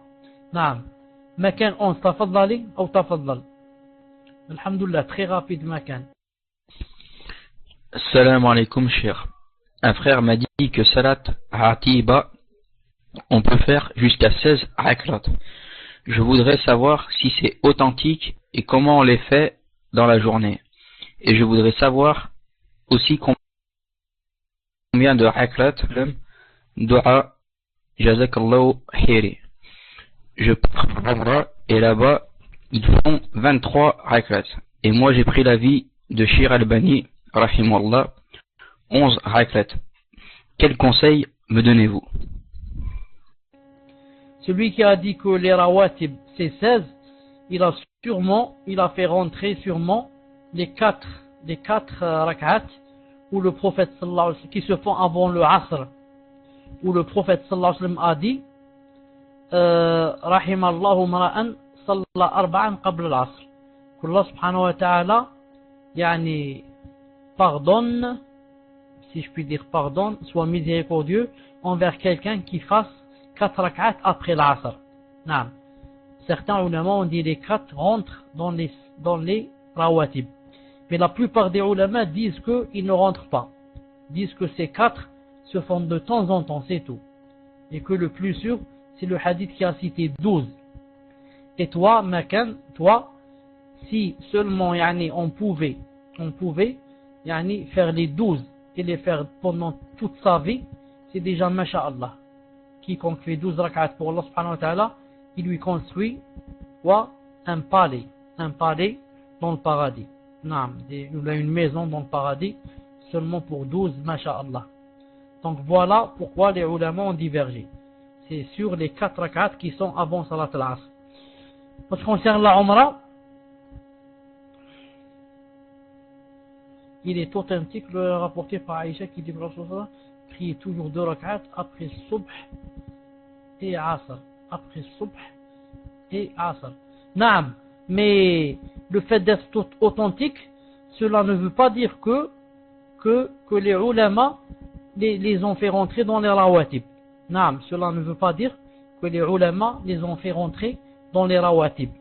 Naam, en ce qui concerne tu pars à l'Umrah et là-bas ils font 23 rak'at.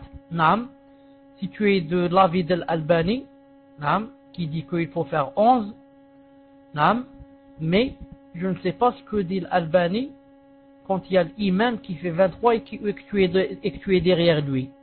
Est-ce qu'il dit que tu dois suivre l'imam ou il dit que tu dois couper et sortir dans les 11? Naam. Je vois moi des gens, quand ils arrivent à 11 rak'at, ils sortent. Ils disent parce que je suis convaincu qu'il ne faut pas faire plus de 11. Car le prophète sallallahu alayhi wa sallam ne faisait pas plus de 11. Mais ceux qui font 23, le problème, c'est qu'ils sont convaincus. Ils sont convaincus que le hadith est authentique. Naam, c'est pour ça qu'il fait 23.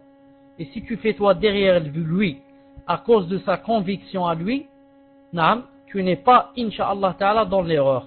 À cause de ne pas faire de problème et de garder de l'unicité, etc., l'union, etc. Surtout qu'il s'est basé sur un hadith, lui, qui pour lui, ce hadith est sahih. Naam. Et maintenant, quand quelqu'un seul fait la prière, il ne dépasse pas 11, car le hadith est faible, comme je viens de dire. Mais il est authentique pour ceux qui font 23. Ils disent pour nous, ce hadith est vrai, en ce sens que lorsque tu fais derrière eux, c'est parce que tu marches avec leur intention. Wallahu subhanahu wa ta'ala a'lam. Isa, tafaddali. Je voulais savoir la signification exacte de Subhanallahi walhamdulillah, gloire et louange à Allah Ta'ala. Et quelle est exactement la différence entre les deux? Barakallahu fikum. Naam, salam alaykum wa rahmatullah. Je voulais savoir la différence entre Subhanallah wa alhamdulillah. Naam. Quelle est la différence entre les deux?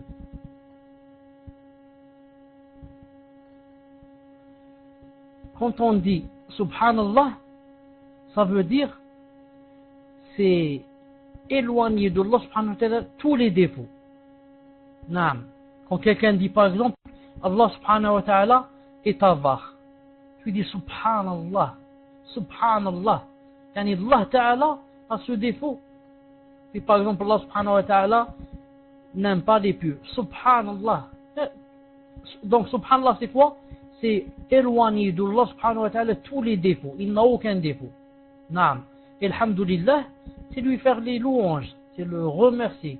Alhamdulillah pour cette ni'ma de l'islam. Alhamdulillah pour la ni'ma des enfants. Alhamdulillah pour la ni'ma de la santé. Et comme ça. Donc, c'est ça la différence entre les deux, incha'Allah ta'ala. L'autre c'est gloire. Gloire c'est éloigner de Allah subhanahu wa ta'ala tous les défauts. Naam. Et l'autre c'est quoi? C'est louange. Naam. Et l'autre c'est remercier Allah subhanahu wa ta'ala. Taïb. Makan a dit vous avez oublié pour salat dua. J'ai pas vu qu'il y avait salat dua dans la question. Je vais voir.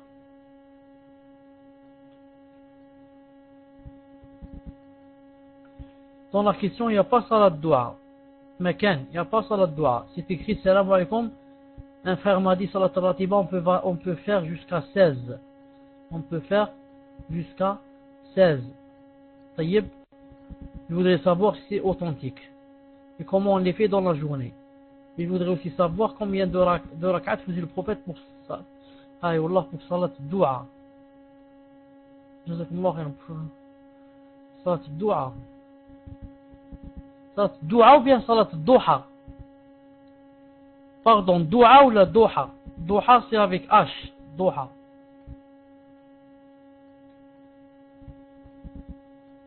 Naam, salat duha, le minimum c'est 2. Salat duha.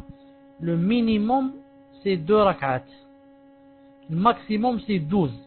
Comme a dit le prophète sallallahu alayhi wa sallam. Le minimum c'est 2.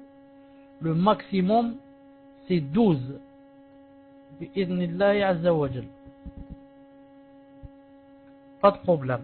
Salat al-duha, le minimum c'est 2. Le maximum c'est 12. Inch'Allah ta'ala. طيب.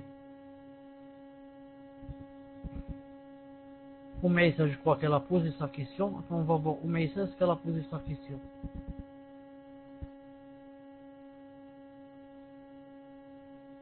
Alhamdulillah. Donc, pardon pour si je te fais descendre. Papa, tafaddal. Elle n'est pas affichée. Papa, la question n'est pas affichée. Tu peux l'envoyer à Ibn al-Qayyim qui l'affiche. Taïb. Pour ne pas perdre de temps, Bahari, tafaddal. Déjà, on a perdu beaucoup de temps. Il reste 10 minutes et je dois arrêter. Je donne le micro. Salam alaikum. Cheikh, c'est vrai qu'il ne faut pas raconter ces cauchemars et que les beaux rêves deviennent comme nous les avons interprétés. Je me suis vu en rêve en train de déterrer un trésor plein de petits lingots. C'est bon ou pas? Lingots d'or enterrés derrière la mosquée et une partie, ma tête dérobée par des gens du quartier. Qu'est-ce que cela veut dire? Faut te réfléchir.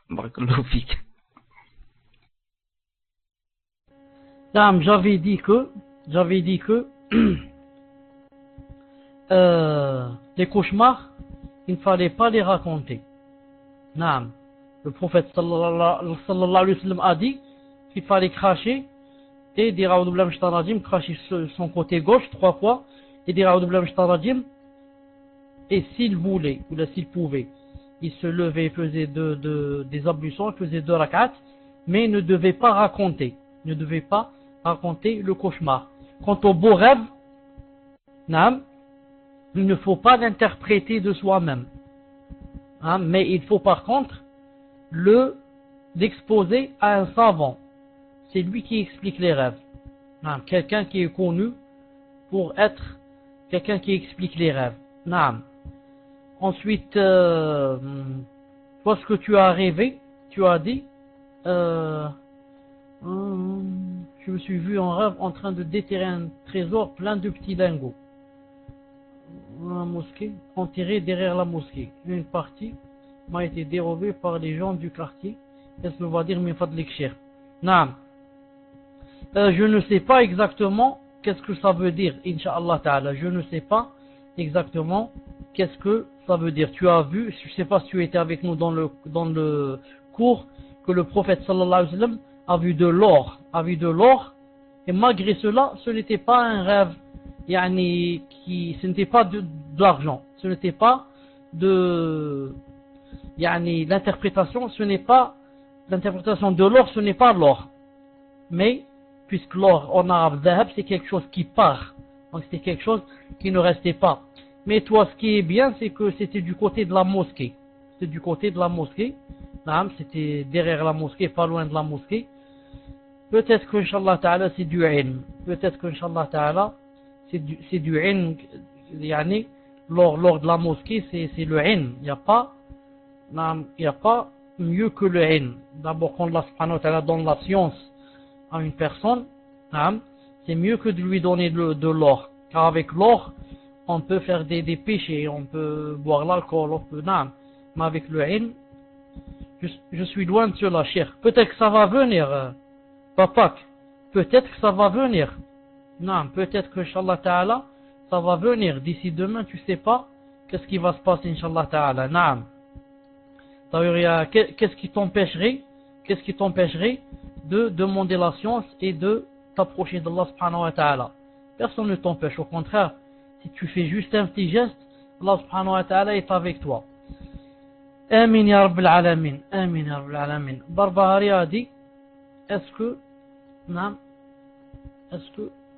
est-il permis de faire des achats par internet, sachant que le vendeur envoie l'objet acheté une fois qu'il a reçu l'argent, qui permet de... Non. En ce qui concerne si je donne à quelqu'un de l'argent par internet, ensuite j'attends et il m'envoie la chose que j'ai achetée. Ce n'est pas interdit. Ce n'est pas interdit. Mais je sais que il y a beaucoup d'escrocs en internet. Il y a beaucoup de gens qui reçoivent l'argent et ils ne t'envoient rien. Naam. Car de chacun, il touche 20 euros, les 50 euros de chacun. Il fait ça dans tous les pays du monde. Sûrement qu'il va devenir riche. Naam. Ensuite, faites bien attention aux sœurs et aux frères qui croient que dans l'internet on gagne des choses. On te dit clique ici, tu vas gagner 10 euros. Clique ici, tu vas gagner 100 euros. Et comme ça. Surtout si on t'envoie quelque chose, on te dit tu as gagné 1 million d'euros, ou les 2 millions, ou les 3 millions. Alors là, il faut très faire attention et ne jamais répondre à ces choses, car ils vont t'enlever tout l'argent que tu as. Tout l'argent que tu as caché depuis des années, on va te le prendre. Alors il faut bien faire attention et marcher sur la règle générale qui dit quoi? En internet, jamais quelqu'un ne me donne 1 euro. En internet, c'est moi qui donne mon argent aux gens. Ils sont pas fous. Il est là-bas assis derrière un PC, il va m'envoyer de l'argent. Tout seul, il va dire tiens, tu as gagné 1 million d'euros, tu as gagné 1000 euros, tu as gagné 100 euros. C'est impossible. Il n'y a pas quelqu'un qui jette l'argent par la fenêtre. C'est pas possible. Donc, c'est pour les négos, pour attraper les négos, il faut bien faire attention, Inch'Allah Ta'ala. Abdillah, tafadlali. On ne sait pas si c'est Abdillah, celle qui était avec nous. Tafadlali. J'attends pour celui qui lit, Inch'Allah. Assalamu alaikum. Qu'en est-il d'uriner dans les lavabos ou les baignoires? Est-ce que c'est vrai que les shayatines sont dans les trous des lavabos et baignoires et quand on jette de l'eau chaude, on dit Bismillah? Alhamdulillah. En ce qui concerne uriner dans la baignoire ou dans le lavabo, cette chose en elle-même n'est pas interdite. C'est une question de propreté, c'est tout. C'est une question de propreté. Le prophète sallallahu alayhi wa sallam a dit qu'on ne devait pas uriner dans l'endroit où on se lavait. C'est-à-dire si l'eau reste stagne, ne part pas dans le trou, alors il est interdit d'uriner. Par exemple, il y a des gens qui rentrent dans la baignoire, ils remplissent la baignoire par exemple, mais peut-être qu'ils vont uriner. S'ils urinent, c'est interdit car l'urine va se mélanger avec l'eau et ça va être tout souillé, c'est-à-dire il va avoir tout son corps qui est souillé. Et même la souillure peut lui rentrer par la bouche, par les oreilles, etc. Mais maintenant, si l'eau de la baignoire sort, c'est comme l'eau du lavabo, donc dans ce cas, ce n'est pas interdit. Mais reste quoi? Reste la propreté. Question de propreté.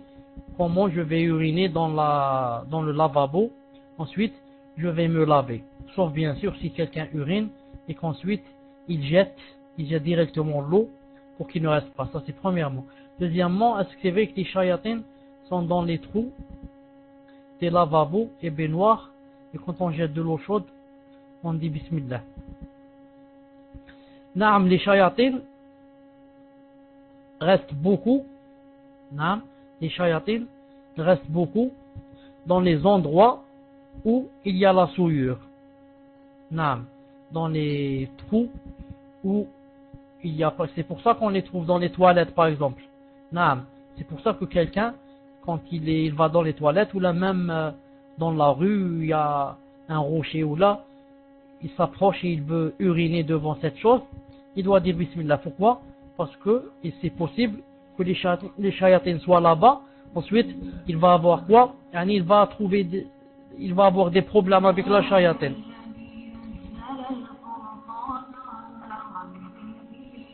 Une seconde.